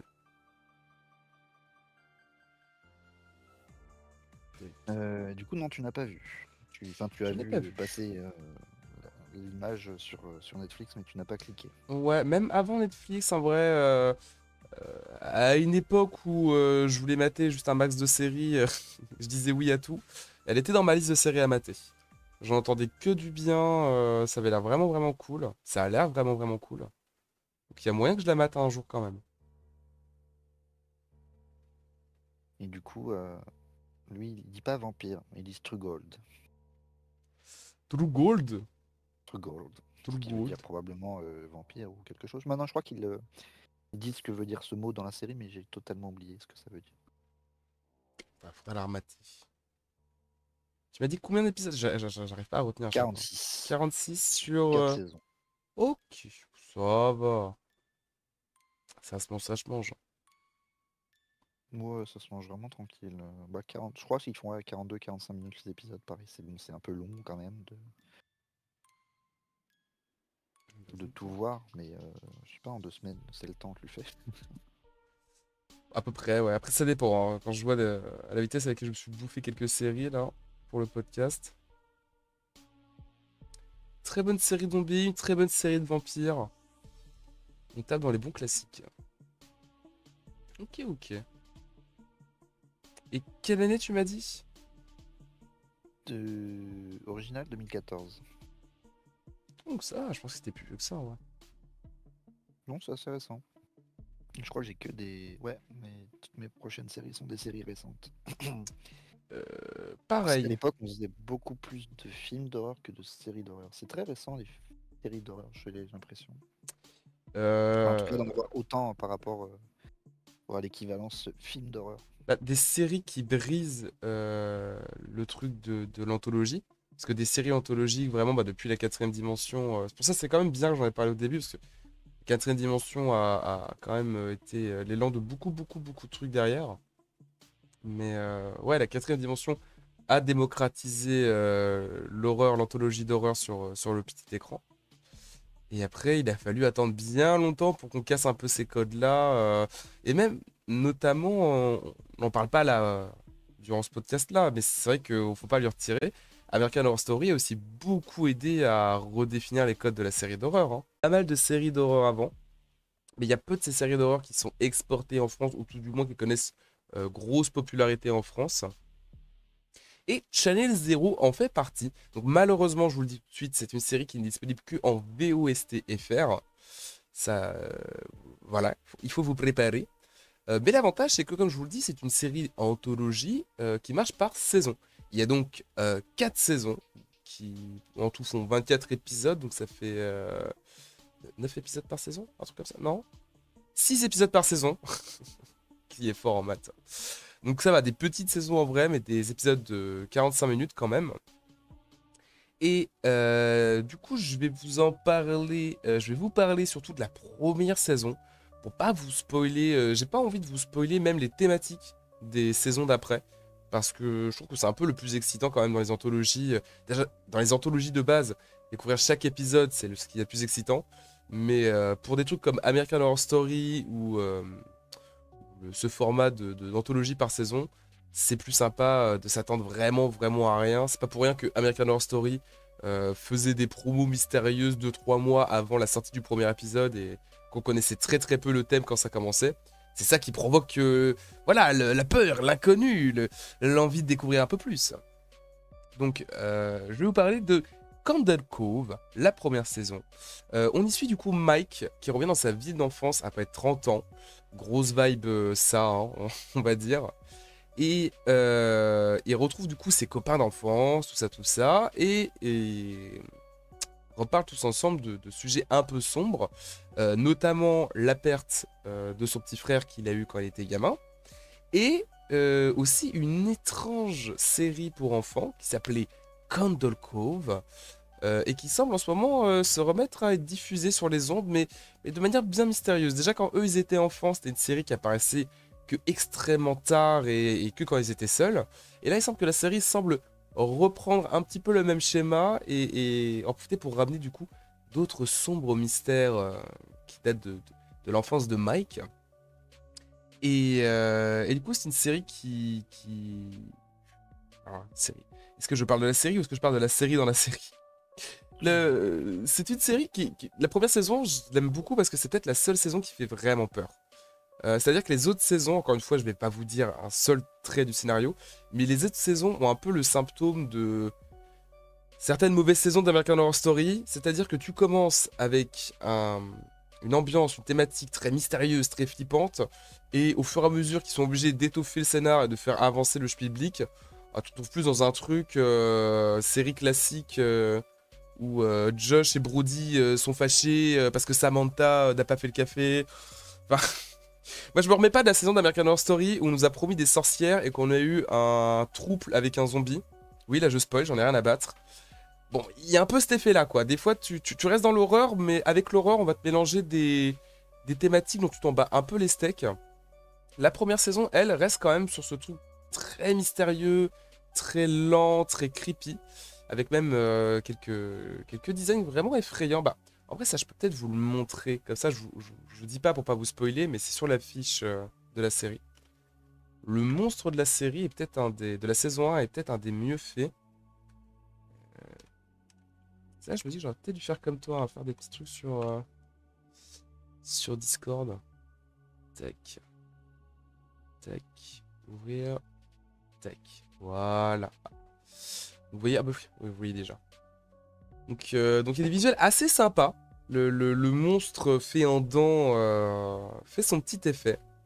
Il me semble que j'ai vu passer cette image. Cette image-là, après, j'ai vu quand je cherchais en streaming, sur des trucs légaux, bien sûr, de toute façon, c'est sur des trucs légaux. Des fois, ils te mettent un peu, vu que chaque saison, c'est une histoire différente, ils te mettent un peu au pif une des quatre images. Mais ouais, non, c'est peut-être la première saison qui a le plus d'ambiance. Peut-être pas le meilleur scénario, mais le plus d'ambiance. Et franchement, j'aime beaucoup en plus la petite. Ouais, je vous spoil ça, c'est pas du spoil, on s'en fiche un peu. Mais quand on voit un petit peu des images de la fameuse émission maudite, là, l'émission un peu étrange, c'est une émission style marionnette avec thématique pirate. Donc t'as vraiment, tu sais, cette ambiance très décalée que j'aime bien de émissions pour enfants avec un son soi-disant très enjoué, très réconfortant et qui au final sonne discordant, dissonant et donne ce côté horrifique dans l'ambiance enfantine. Donc non, ouais, là-dessus, elle est très très bien gérée la saison 1. Et peut-être, bah voilà, on voit une image là. Après, je vais quitter pour pas vous spoiler. Mais on voit une petite image de la série. Et après, quand même, il faut dire, pour son excuse à cette série, que chaque saison est fait par des personnes différentes, enfin, un réalisateur différent, tout du moins. Et que, contrairement à American Horror Story également, chaque saison est inspirée d'un court-métrage horrifique qui existait déjà auparavant. J'ai pas pris la peine, d'ailleurs, je serais vraiment curieux d'aller voir les courts-métrages en question. Parce que je pense qu'il y a moyen que certains de ces courts-métrages soient meilleurs que les saisons, notamment parce qu'ils n'ont pas besoin de s'étirer sur 6 épisodes. Mais voilà, je serais curieux quand même d'aller voir les origines des histoires qui ont été inspirées. Parce que, encore une fois, je vous spoil pas, mais la saison 2 et 4, autant la saison 3, je suis pas trop fan, mais la saison 2 et 4 ont un scénario vraiment original. Vraiment des thématiques que je suis pas sûr d'avoir beaucoup retrouvé, voire quasi. Série de 2014. Là là. Que ça soit en France ou aux US, diffusée exactement la même année, enfin quelques mois d'intervalle quand même, hein, comme d'habitude. 2 saisons, 26 épisodes, et là c'est du dark thriller. Dark Thriller. Et qu'est-ce que c'est? Mais c'est la numéro 4 du coup. Ouais, j'attends que tu dises le nom hein, avant de le mettre. Et Elix. Ouh. Oh! Qu'est-ce que c'est, Lix? Et on va encore parler du CDC. Du CDC? De quelque chose? De quelque chose? Ouais, le centre de... Ah non, c'est CDC, c'est même pas un M, centre de décontamination. J'ai rattrapé le Attends, message de Nasgag à ce moment-là en plus. C'est le centre de quelque chose? CDC, définition. Non, pas la caisse de dépôt et de consignation. Ça se trouve, je dis CDC, mais c'est pas, se trouve, c'est pas CDC. Hein. Attends, centre de Tu contamination sais, quand tu mondiale. dis CDC, je pense au mec en jaune dans Bronze et compagnie. Centre pour le contrôle et la prévention des maladies. Ah, c'est ça, CDC. Mais il n'y a pas de D, je comprends pas. Il est où le D? Center Day. Ouais, si, c'est ça. Ouais. Ok. Parce que c'est, ouais. Et le statut d'urgence du département de la santé et des services sociaux des États-Unis. Ah, ok. Donc là, du coup, c'est pas une anthologie, hein. C'est une série comme The Strain avant. Comme The Strain. Ah, yes. Oui, du coup, moins dans l'horreur. Enfin, en soi. Non, ça va. C'est pas si gore que ça. Il y a un peu d'horrifique, mais pas, Ah, pas mais tant que après, ça. c'est pas forcément horrifique, ça peut être plein de choses, hein. Ça peut être Oui, non, mais ça reste quand même. Enfin, ça fait. Enfin, moi, j'ai pas peur, mais ça peut faire peur. même un thriller, je considère ça comme de l'horreur en soi. Puis il y C'est a Dark devant Thriller. Ça, le truc important. dark devant thriller. Ouais, c'est Dark, c'est un Dark Thriller. Ah, ah oui, d'accord, c'est un thriller. Thriller. Et du coup, le CDC va dans une base arctique cette fois-ci. C'est pas dans un aéroport, c'est en Arctique. Oh, je sens la vibe. Pour enquêter sur une potentielle épidémie. Mhm. Euh, J'ai vu quoi? J'ai revu les 3 premiers épisodes. On te dit pas ce que c'est, du coup je vais pas le dire, je te laisse regarder. Mhm. Mhm. Du coup, ouais, 2 saisons, 26 épisodes, donc ça va, ça se regarde aussi assez rapidement. La Combien saison 2 de... se passe. Ah oui, combien de? Combien de temps les épisodes? 45, je crois. Ok. Série standard. Série wiki. Tatata. Ouais, 40 minutes même, ils disent sur Wikipédia. Ok. La saison 2 se passe 1 an et demi après la saison 1. Donc il y a un peu d'ellipse dans l'ellix. Yes. Joli.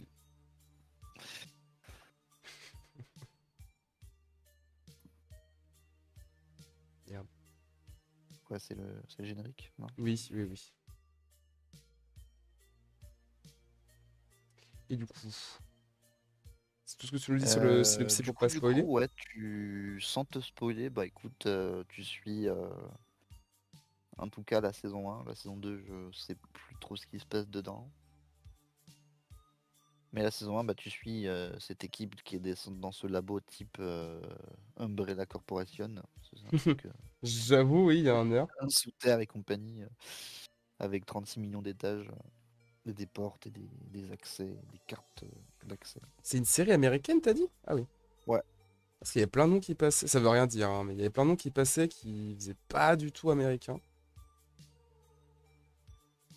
Après, ouais, des acteurs Oui, vivent non, ça veut rien dire. à Hollywood, de partout pour le grand Hollywood. Le grand Hollywood. D'accord. Et du coup, ouais, tu suis bah, les gens dans le labo qui essayent de comprendre ce qu'est cette épidémie. Et du coup, il y a des morts et tout ça. Est-ce qu'il y aurait pas une vibe à la The Thing The Thing, The Thing, The Thing, The Thing, de The Thing. Carpenter qui se passe aussi dans une base arctique? Et c'est une équipe de chercheurs qui font des recherches dans la base arctique. Et il y a une espèce de virus qui rentre dans la base, qui prend possession d'eux et qui en fait les rend complètement fous. Genre une fois qu'ils sont contaminés, ils sont contrôlés par le virus. C'est même... Bon bref, ils sont contrôlés par le virus, je vais pas en dire plus. Et tout le but du film, c'est de savoir qui a le virus, à quel moment et comment l'arrêter. Et c'est un film Ah, d'ailleurs je crois que je l'ai vu ce truc-là. C'est le C'est film... pas la fin, il y a un twist. Chut, oui, faut pas le dire. Faut pas le dire. Faut pas le dire la fin. Euh, Mais yes. Oh non, je l'ai vu. C'est un film Euh, d'ailleurs, si ça vous intéresse, qui a inspiré Among Us, tout simplement. The Thing a inspiré le concept d'Among Us. Et ça ressemble. Quand tu m'as dit chercheur dans une base arctique, j'y ai pensé. Après, tu m'as dit virus, j'ai dit ok, c'est ça. euh, mais du coup, ouais, bonne série d'enquêtes. Pareil. Enfin, après, tu sais qui sont les méchants. Enfin, tu sais. Tu sais qui est infecté. Ouais, je sais pas si tu le sais. Je sais pas si tu le sais tout le temps, parce que même le savent pas s'ils sont infectés ou quoi. Ok, Ils espèrent ne pas l'être, et peut-être qu'ils le sont, et peut-être qu'ils le sont pas. Enfin, du coup, c'est assez particulier. d'accord, série de Beaucoup paranoïa. de psychologie, il y a de la psycho un peu, ouais, dans tout ça. Ok, ok. Avec le fameux chef du labo qui mène ses petites expériences en secret. Parce que du coup, c'est pour ça, hein, il mène des expériences en secret, parce que son labo est dans les territoires internationaux. Du Mhm. coup, il est sous aucune juridiction. On est plus face à. C'est pour placer l'ambiance, hein, que les gens savent à quoi s'attendre en commençant la série. On est plus sur une série psychologique, discussion. Ça va pas être une série d'action ou une série. Bon, il y a de l'action, hein, mais tu t'intéresses aussi aux personnages, à ce qu'ils ressentent, à comment ils se sentent, comment ils ressentent les autres également. Ouais, c'est plus comme tu disais un thriller psychologique, un dark thriller, mais un peu psychologique, quoi. Et bah, c'est à peu près tout ce que j'ai à dire là-dessus, sans trop en dire, hein, parce que c'est pareil, si je commence à parler des choses, il y a des rats, il y a des singes, parce que c'est un labo, voilà, c'est tout ce que je peux dire en plus. Ok, il y a des animaux. Non, bah en vrai, déjà, oui. Parce que là, je t'avoue, du coup, on navigue à flou. On sait que dans une base arctique et qu'il y a un virus. Mais tu pourrais me dire qu'il y a des baleines à dos de je sais pas quoi. Ok. Oui, il y a des petits mystères, des petits trucs quand même dans la base. C'est une série Euh, qui a une fin, ça s'est pas oui, arrêté abruptement. elle a une fin, elle Ok. a une fin, elle a une fin.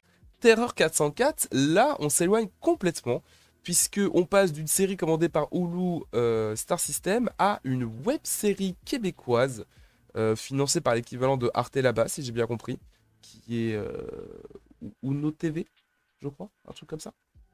On va dire ça. Et du coup, qui dit web série dit petits épisodes. Ça va être des épisodes de 10-15 minutes, il me semble, à peine. Et tous extrêmement différents. C'est réparti sur 2 saisons, vous avez 15 épisodes. C'est créé par Samuel Archibald et William S. Messier. Et si j'ai noté cette série-là, c'est que quand je l'ai commencé en 2017, parce que ça fait 2017-2018, j'avais trouvé la série sympa. Il y avait des épisodes plutôt cool et malgré le peu de budget qu'ils avaient pour faire du grosse mise en scène ou des trucs vraiment flippants, l'ambiance était là. Mais à l'époque, je m'étais arrêté à ça. J'avais pas forcément continué ou surveillé. Et en cherchant des séries là récemment pour le podcast, je suis retombé dessus. Je dis, ah bah tiens, je vais quand même remater, on sait jamais, au moins c'était un truc original. Et en fait, bah, il y avait une deuxième saison qui était sortie. Et alors là, je sais pas ce qui s'est passé, mais alors il y avait un ou deux épisodes sympas dans la première saison. Et la deuxième saison, ils sont partis en couille. Et t'as des épisodes, mais même moi, j'ai eu du mal à les regarder. Alors, est-ce que c'est une question de thématique qui touche plus que d'autres? Mais je vous ai noté par exemple saison 1, épisode 7. Donc c'était la fin de la saison 1 que j'avais pas vu à l'époque. Il s'appelle Chirurgie d'un jour, où tu suis un mec qui passe par des voies un peu, merde, j'ai perdu le terme, officieuses, voilà, pour se faire opérer, pour une petite chirurgie plastique vraiment légère. Et au final, il va se retrouver pour une intervention beaucoup, beaucoup plus lourde que ce qu'il pouvait craindre. Et oui, vous sentez tous déjà le truc venir, vous savez tous déjà ce que va être l'épisode. Et ben malgré tout, croyez-moi qu'il est bien traumatisant. Je crois que c'est à partir de cet épisode-là, je l'ai maté juste avant de dormir. Je me suis dit, ouais, bah je vais parler de la série. J'ai pas encore vu les autres, mais déjà je sais que je vais parler de la série. Vraiment, la mise en scène est terrifiante. Les acteurs jouent extrêmement bien. Si vous êtes du genre à ce que l'accent québécois vous fasse marrer, je pense que là, l'accent québécois va beaucoup moins vous faire marrer d'un coup. Et dans les autres épisodes très sympas que je vous ai notés, c'est pas les plus flippants, quoique, mais c'est non seulement les seuls épisodes qui se suivent, hein, c'est l'épisode de la saison 1, épisode 4, La Maison des Amants, et après saison 2, épisode 5, le Nawal, qui va nous faire suivre un couple qui, dans le premier épisode, va juste passer des petites vacances tranquilles dans un chalet à destination des lunes de miel. Évidemment, les choses vont très très mal tourner puisque la personne qui leur loue le gîte va être un petit peu trop présente. Et l'épisode qui suivra, après saison 2, épisode 5, retrouve le duo dans une autre circonstance bien étrange, avec cette fois-ci des créatures fantastiques. J'en dis pas plus, une espèce de monstre qui traînerait dans les jardins. Et ils sont extrêmement attachants comme personnages. C'est peut-être les épisodes les plus... aux twists les plus surprenants, je pense. Surtout La Maison des Amants, la saison 1, épisode 4. Le twist, tu le vois voir de nulle part. Et ouais, non, vraiment, chaque épisode, je vais m'arrêter là pour les synopsis. Parce qu'il y a plein de synopsis que je pourrais vous dire. Et malgré le fait que l'épisode dure 15 minutes, bah, ça vaut quand même le coup de regarder. Mais je vais vous laisser la surprise. Surtout que c'est trouvable gratuitement sur TV5 Monde. Il faudra juste vous faire un compte, mais vous faites un truc genre associez-le à votre compte Facebook. Vous n'utilisez plus Facebook. Voilà, parfait. Et comme ça, vous avez juste à cliquer sur l'icône Facebook. Vous avez directement accès à tout le catalogue sans payer et sans pub également, il me semble. Ah, peut-être que vous avez des pubs entre deux épisodes, hein. Au bout de deux épisodes, vous avez peut-être une pub, hein. Ça va, ça reste léger. Et surtout, malheureusement, la seule manière de voir la série, c'est qu'elle n'est pas sur d'autres trucs. Elle était sur YouTube à l'époque, et ils l'ont retirée depuis. Mais je vous le conseille, hein. Je vous le conseille, je vous le conseille. Déjà, parce que ça change un petit peu. Je vous ai donné des séries de plein de nationalités, mais malgré tout, ça change vraiment des codes qu'on a pu avoir avec les séries américaines ou canadiennes, ou les séries anglophones, quoi, de base. Là, tu sens vraiment presque une patte un peu à la française, mais avec des bons acteurs. Ça fait bizarre. Et c'est très, très, très sympa. Très original. Et vous laissez pas avoir. C'est vrai que les premiers épisodes sont un peu plan-plan. Notamment le premier qui est. Voilà, juste. Bon. Juste une histoire au final qui pourrait arriver à n'importe quel médecin de garde de nuit. Mais malgré tout, non, vous vous faites très très vite surprendre par la suite.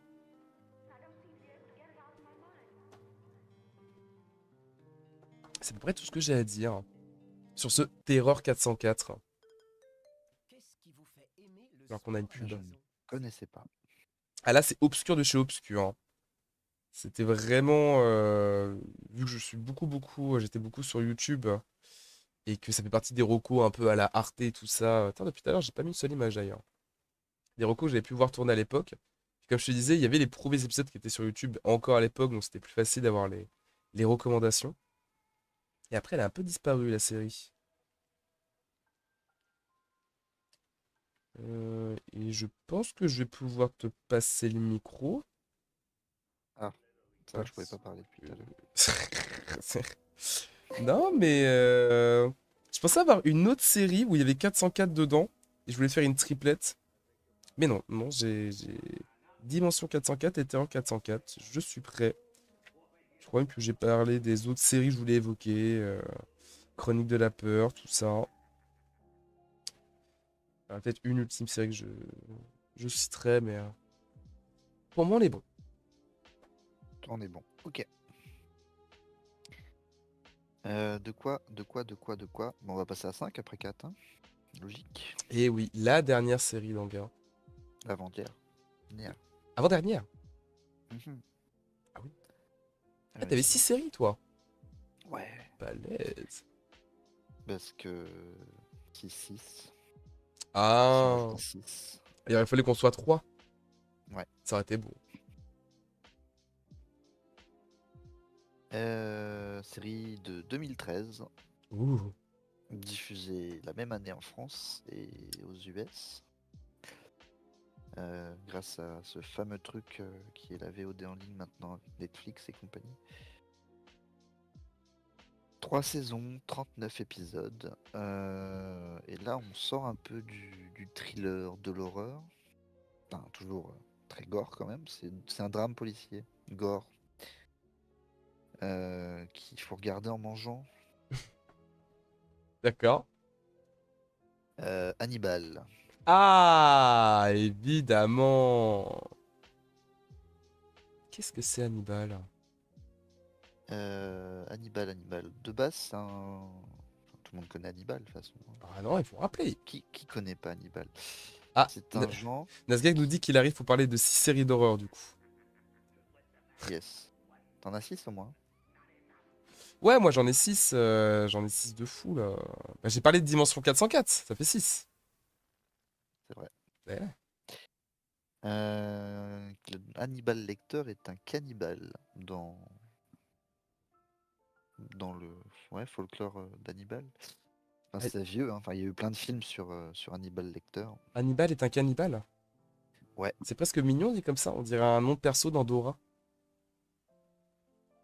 Non? Et oui, ça peut. Bah écoute, Hannibal et Dora.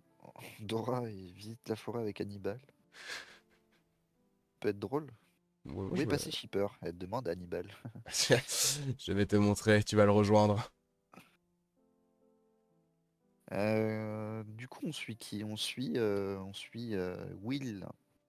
Et pas, enfin Will. C'est pas Will Turner, c'est un autre Will. Je sais plus son nom, mais on s'en fout, c'est pas important. Oui, on s'en fout, c'est pas important. Qui est professeur en criminologie, qui a un don d'empathie extrême, mais qui a aussi du coup des problèmes de sociabilité, bon, une espèce ouais, comment? C'est pas un, c'est pas un mentaliste, mais il ressent les choses, les gens, tout ça, les situations. Et du coup, il est recruté par le FBI pour essayer de résoudre une affaire que le FBI n'arrive pas à résoudre. Et du coup, bah, il tombe sur des gens. Bah, pour le coup, il y a beaucoup de gens qui mangent d'autres gens. Parce qu'il n'y a pas qu'un cannibale, il y en a plusieurs. C'est étonnant. Je savais pas qu'il y en avait autant, mais du coup, voilà. Mais du coup, il y a quand même une facilité, malgré que Hannibal soit une bonne série, c'est que du coup, Hannibal Lecter est un docteur. Je crois qu'il est aussi un docteur hein, dans les films, mais il est psychologue et pour le coup là, il est recruté par le FBI pour faire le profil de Will. Will qui est le criminologue, pour voir s'il va suivre, enfin s'il va pas sombrer, parce que bon, à la base il est pas, il fait pas, enfin il est pas un agent quoi, même s'il est dans le crime tout ça. Donc pour suivre psychologiquement pardon Will et du coup bah, le grand méchant fait partie des personnages principaux. Il suit le cours de l'enquête et essaye un peu à la Dexter, tu vois, il va emmener comment on dit, l'enquête sur d'autres gens et pas sur lui. Mhm. Donc c'est voilà une série policière mais avec beaucoup de gore quand même. Faut voilà, pour ceux qui sont un peu Bah, oui, de toute façon, vu la friands, thématique. il faut pas manger devant quoi.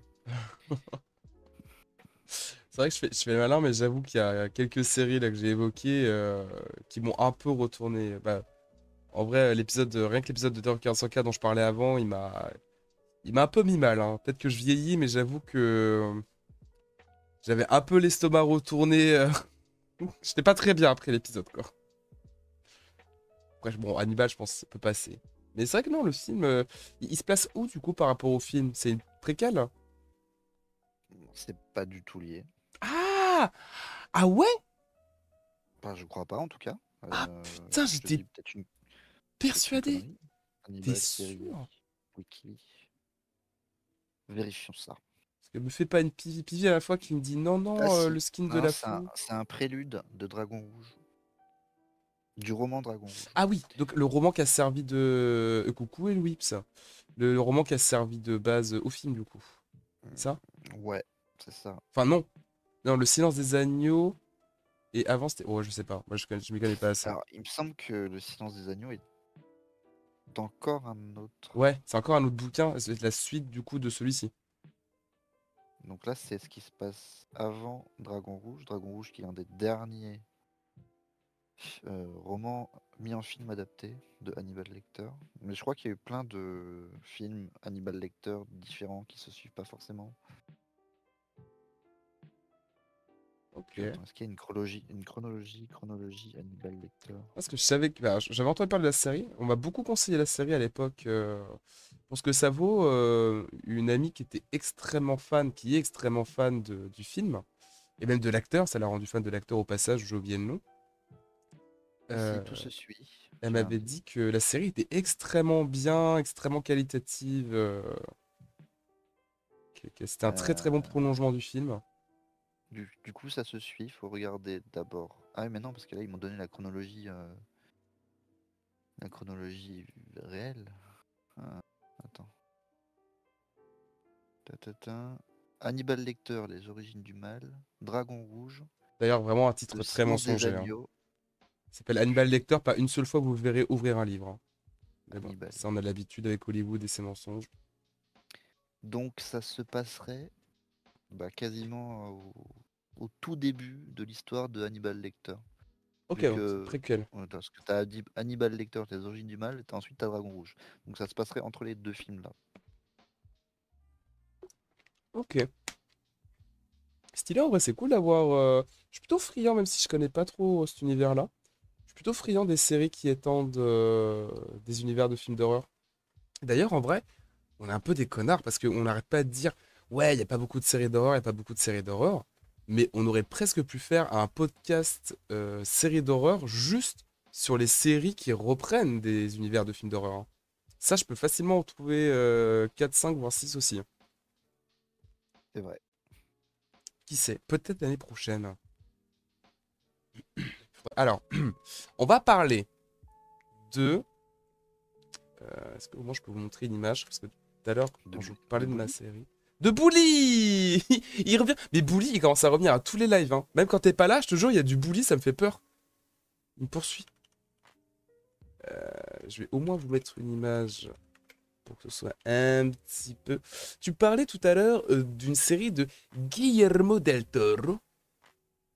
Eh bien, je vais également vous parler d'une série de Guillermo del Toro qui s'appelle. Ah ouais, plus petit l'image encore, s'il vous plaît. Plus petit, vraiment.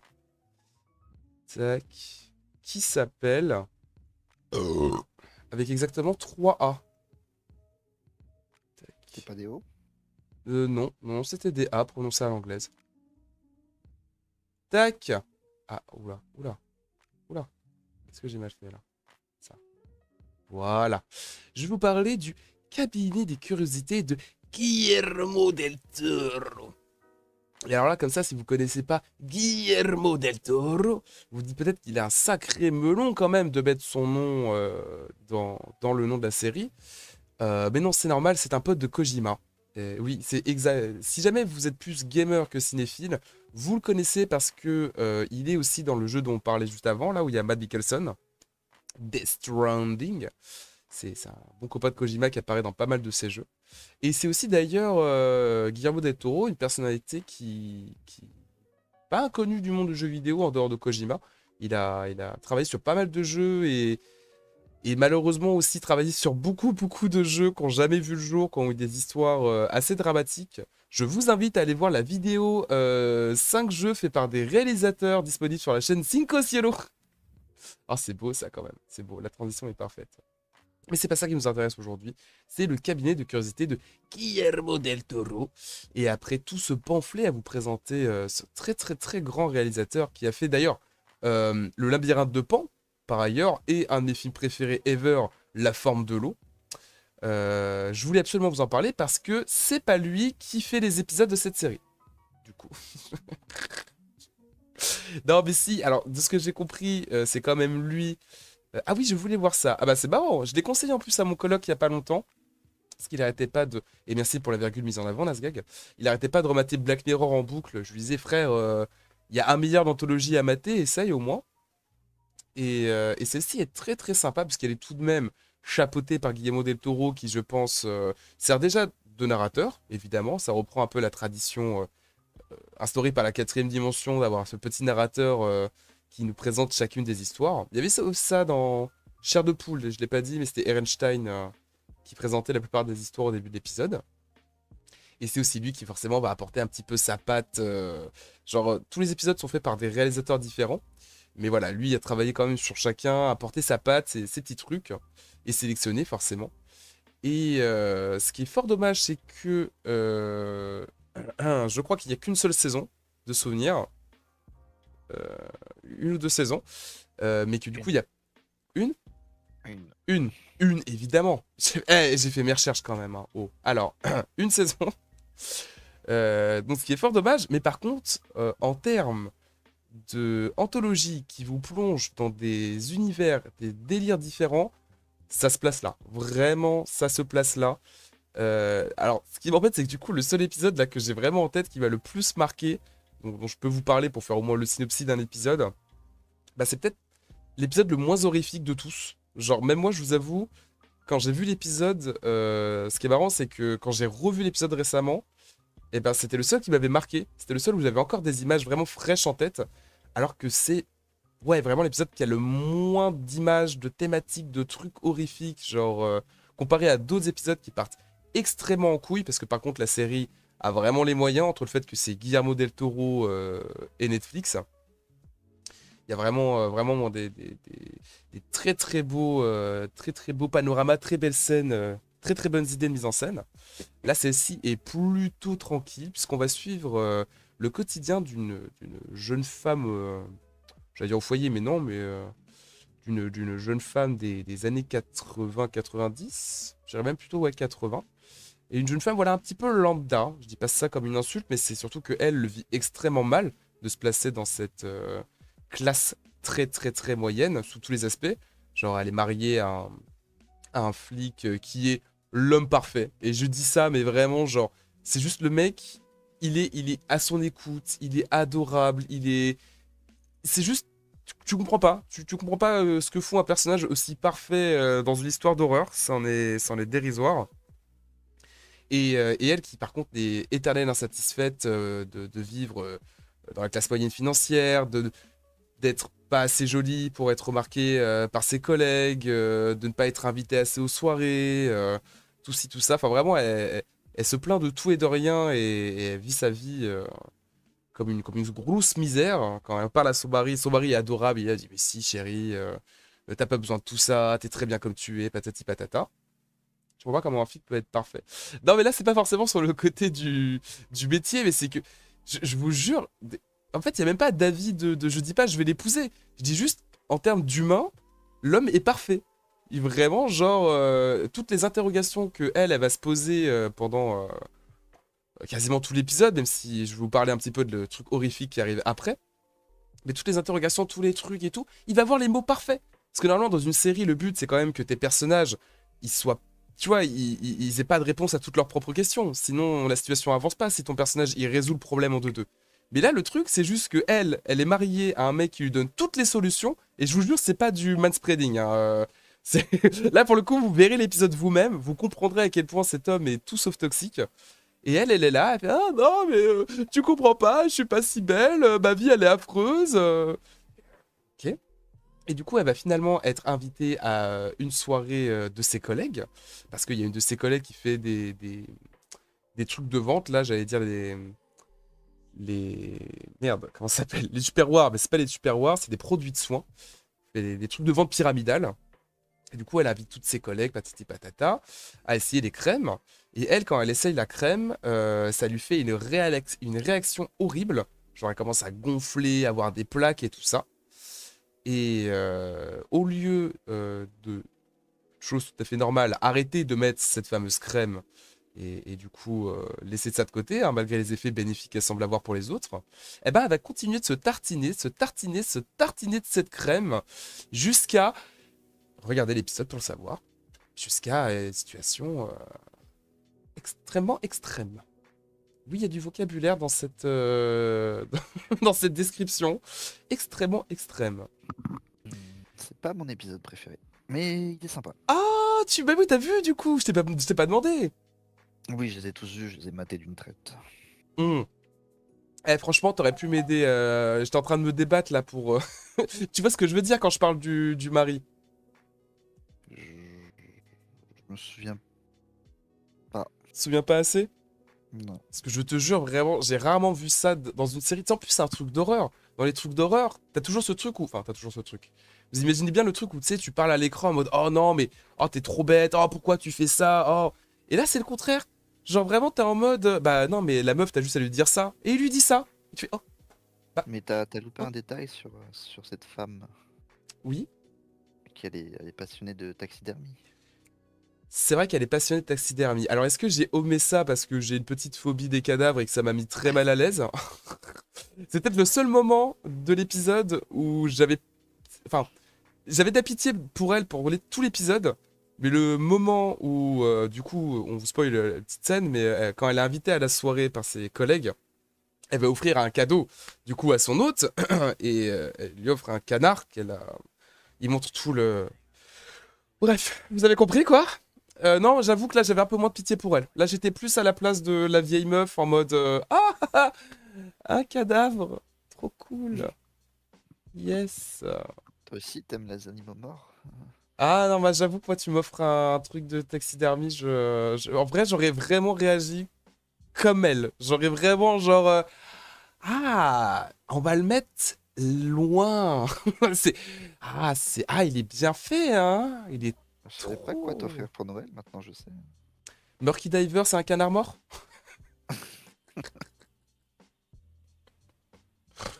Yes. Mais est-ce que tu peux, peut-être en spoilant moins que ce que j'ai fait, mais est-ce que tu peux nous parler de l'épisode que t'as préféré, toi, pour donner un autre équivalent, Hmm, si tu t'en rappelles? C'est soit le 7, soit le 2. Oula. Vas-y, de toute façon, si j'ouvre un truc, le chat le voit aussi. Un Asgag empaillé. Ah ouais, oh, c'était trop réaliste, hein. Mais en même temps, ça prouve que la série est bien et qu'elle remplit son rôle. C'est qu'ils y vont pas de ma mort, bon, même pour des épisodes comme ça, ils y vont pas de ma mort pour montrer le gore. Et là, en parlant de ça, je viens de me rappeler de l'épisode de l'Alien. On va dire ça pour pas spoiler. Tu vois ce que je veux dire, en gars? C'est le 1, ça? Non, non, un des derniers. Ah, c'est celui-là à la fin? Que ça serait le 7, celui-là? Je m'en souviens plus, enfin, Si c'est celui-là dont tu veux je parler, vois. ça me va, mais faut pas trop spoiler. Bah, je saurais pas trop quoi. Parce que moi, je les ai pas revus. Et c'est un moment que je les ai pas vus, donc je pourrais plus te dire ce qui se passe dans l'épisode. Est-ce que c'était un épisode dont tu voulais parler? Est-ce que c'était l'épisode du... Et Yo, Titi, au passage. L'épisode du... Comment ça s'appelle, les mecs de la morgue, là? Le mec de la morgue. Ah, mais ok, non, du coup, oui, celui-là, c'est le 3. Ah ouais, ah Mais ok, pardon. c'est vrai que celui-là, il est bien aussi, en vrai. Celui-là Il est psychologique de ouf, il est tout. Ah, il t'attaque partout. Vraiment, il n'y a pas un seul point où t'es pas terrifié. Ah non, je pense du coup, ouais, c'est celui-là mon préféré. Allez, l'autopsie, épisode 3. On fait un petit... après, je te laisse en parler. On fait un petit podcast sur les séries d'horreur, Titi. Là, je parle de ma dernière série d'horreur. Donc voilà, ce qu'il y a à dire en fait. Tu vois la série juste là. Donc l'épisode 3, dis-moi en plus. Euh... Ça se passe en 1976. Je savais même pas. Je- Non, parce que je suis aussi sur le wiki. En vrai, En vrai, si pour tu veux, je t'aide la un phrase peu. du wiki, non, la phrase du wiki, en vrai, t'en dis pas trop. Et en fait, c'est le synopsis de l'épisode et point barre, et après tu te débrouilles. Vas-y. Alors, 10 hommes sont morts après un accident sur le lieu de travail dans une mine. Le shérif local appelle alors à la rescousse un vieil ami légiste pour tenter de comprendre cette terrible affaire. Point. Et c'est tout. Eh ben, ce que je rajouterais, parce que en vrai, quand même, dans les points négatifs, je dois avouer que j'ai beaucoup, beaucoup aimé la plupart des épisodes. Et il y a un ou deux épisodes que j'ai trouvé un peu ronflants. Et vraiment, j'ai bien choisi mon mot. Genre, il y a un épisode où vous pouvez retrouver Rupert Grint, l'interprète de Ron Weasley dans Harry Potter. Et alors là, cet épisode-là, si je pouvais être narcoleptique, je me serais endormi devant. Et l'épisode en question dont on vous parle là, l'épisode 3, il commence comme un épisode ronflant, si je puis me permettre. Genre, beaucoup de blabla, tu vois pas trop où ça veut aller. Et après, ça se transforme en huis clos. Donc un huis clos, c'est un film, une scène, ce que vous voulez, qui se passe uniquement en intérieur, avec souvent que du blabla, souvent, mais bon, là, il va y avoir un peu plus. Et le huis clos de cet épisode-là est terrifiant. Je- C'est tout ce que je dirais. Terrifiant. Tu peux pas faire un huis clos plus terrifiant que ça. Et vous comprendrez quand vous verrez l'épisode. Vous allez très mal dormir. Alors, pour faire une petite synthèse des séries dont on a parlé, je rappelle quand même, parce qu'on va boucler cette série-là, à moins que tu avais autre chose à rajouter. Je crois pas. Donc, du coup, cette série-là est évidemment disponible sur Netflix. Malheureusement, elle n'a pas été reconduite pour une deuxième saison, mais ça fait un moment qu'elle y est, donc pour l'instant, je pense qu'elle va pas trop bouger.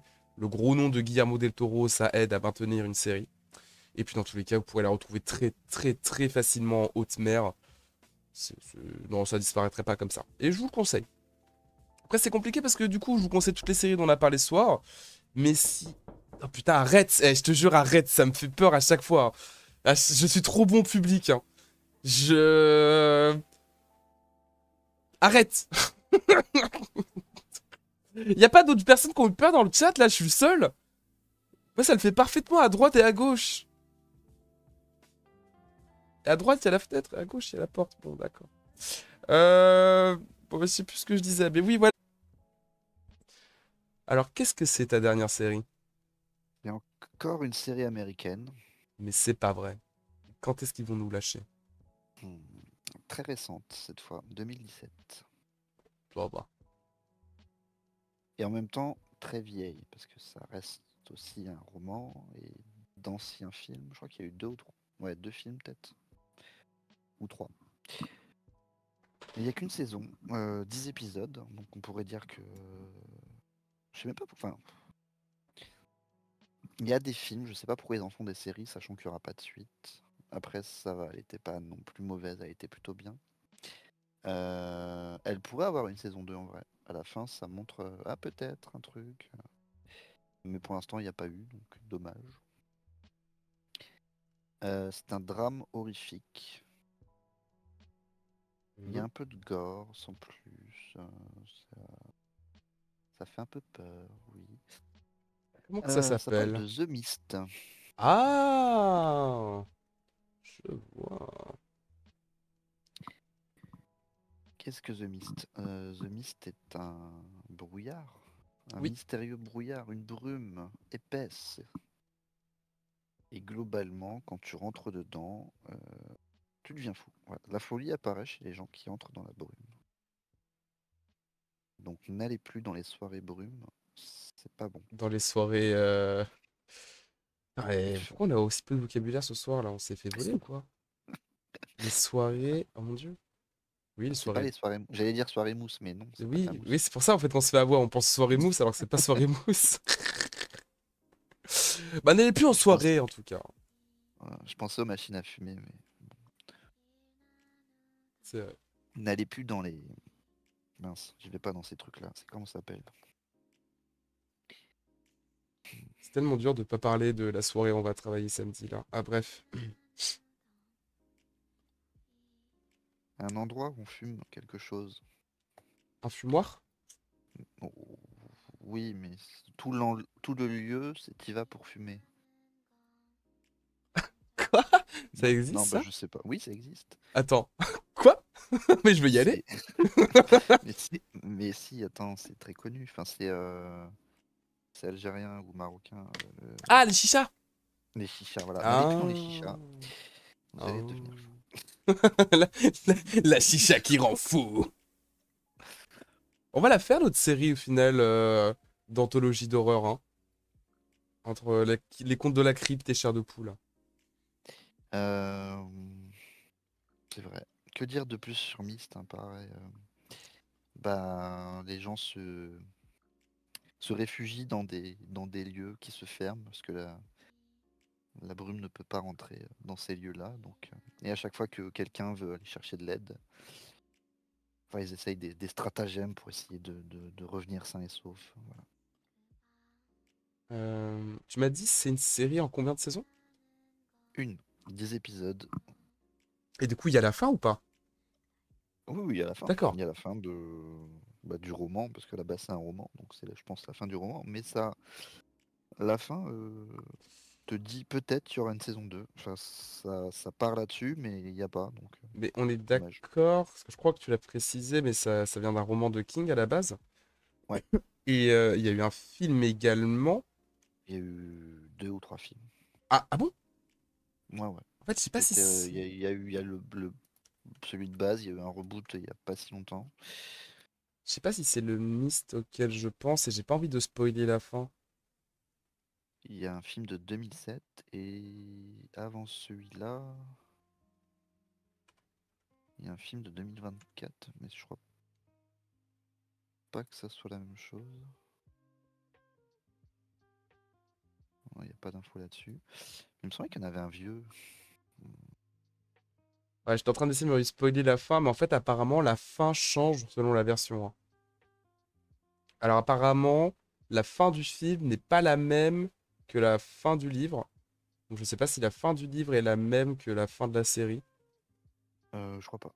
Non, non. Enfin, j'ai pas. Ouais. Et tu sais comment il finit le film? Tu l'as déjà vu? J'ai vu celui de 2007, ouais. Oh, ouais, Mais je croyais qu'il y en avait un temps vieux. Du coup, apparemment, il n'y a qu'un film. Ça m'étonne. Il me semblait qu'il y en avait 2. parce que là, je viens de voir. Non, non, non, zéro spoil, mais là, je viens de voir du coup la fin originale, la fin qui est pas dans le film. Donc, je sais pas si c'est la même que la série. Et la fin originale est horrible aussi, mais la fin du film, elle est vraiment. Oh, oh, putain de merde. Oh là Oui, là. oui, oui. Je vois de. Oui. Ouais, la fin du film, elle est. Dans la voiture. Quoi? Dans la voiture. Bah, apparemment, les deux fins, quelles que soient les fins, il y a le délire avec la voiture. Mais on va pas détailler. Mais en tout Oui, cas. oui. Tu Euh, veux pas être à sa place. Non, tu veux pas être à sa place, non. Ah, vas-y, je peux rien dire sans spoil. Regardez le film pour la fin, franchement, ça vaut le coup, hein. Ouais, là on parle du film du coup. Mais la série, je suis curieux de savoir si c'est la même fin que ce que je viens de voir pour le livre. Pour le coup, là, il part en bateau, Ah! il me semble. Ah oui, non, donc ça a l'air de complètement changer du coup. À moins que je me gourre encore et que je parle d'autre chose. Que c'est pareil, je l'ai pas revu depuis un moment. Ah, faut grave de Peut-être penser que à la je me fin de ce gourre. film. Peut-être qu'il y a un bateau, peut-être qu'il n'y en a pas. Allez voir. Ok, ok. Ouais, il y a quand même des grosses différences en termes d'ambiance, de mise en scène, tout ça. Forcément, je pense que si c'est étendu sur plusieurs épisodes par rapport au film. Je sais pas si être plus fidèle. Peut-être ça aussi le but de la série, d'être plus fidèle au roman de base.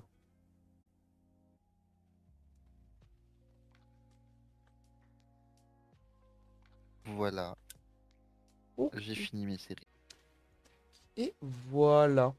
Bah, écoute, merci beaucoup, hein, gars. On va pas s'arrêter tout de suite, hein. Il y a, je pense, quasiment aucune chance qu'on arrête le live maintenant. Mais on va quand même prendre le temps d'arrêter ce petit moment VOD pour nos amis qui nous suivent en simultané sur YouTube. Ou même peut-être sur Twitch, qui sait, qui sait. Merci beaucoup, hein, gars, pour ce podcast. Il n'y a pas de souci.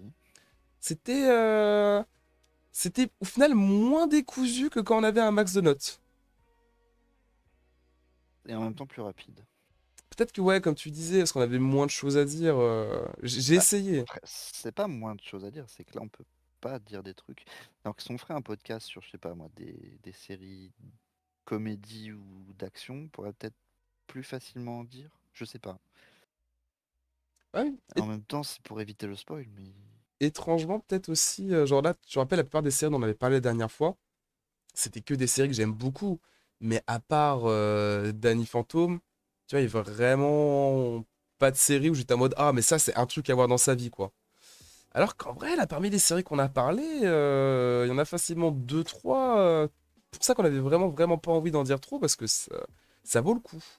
Ça vaut le coup, et c'est plutôt cool que ce du coup des séries un peu plus underground, parce qu'il y a de grandes chances que vous n'ayez jamais entendu parler.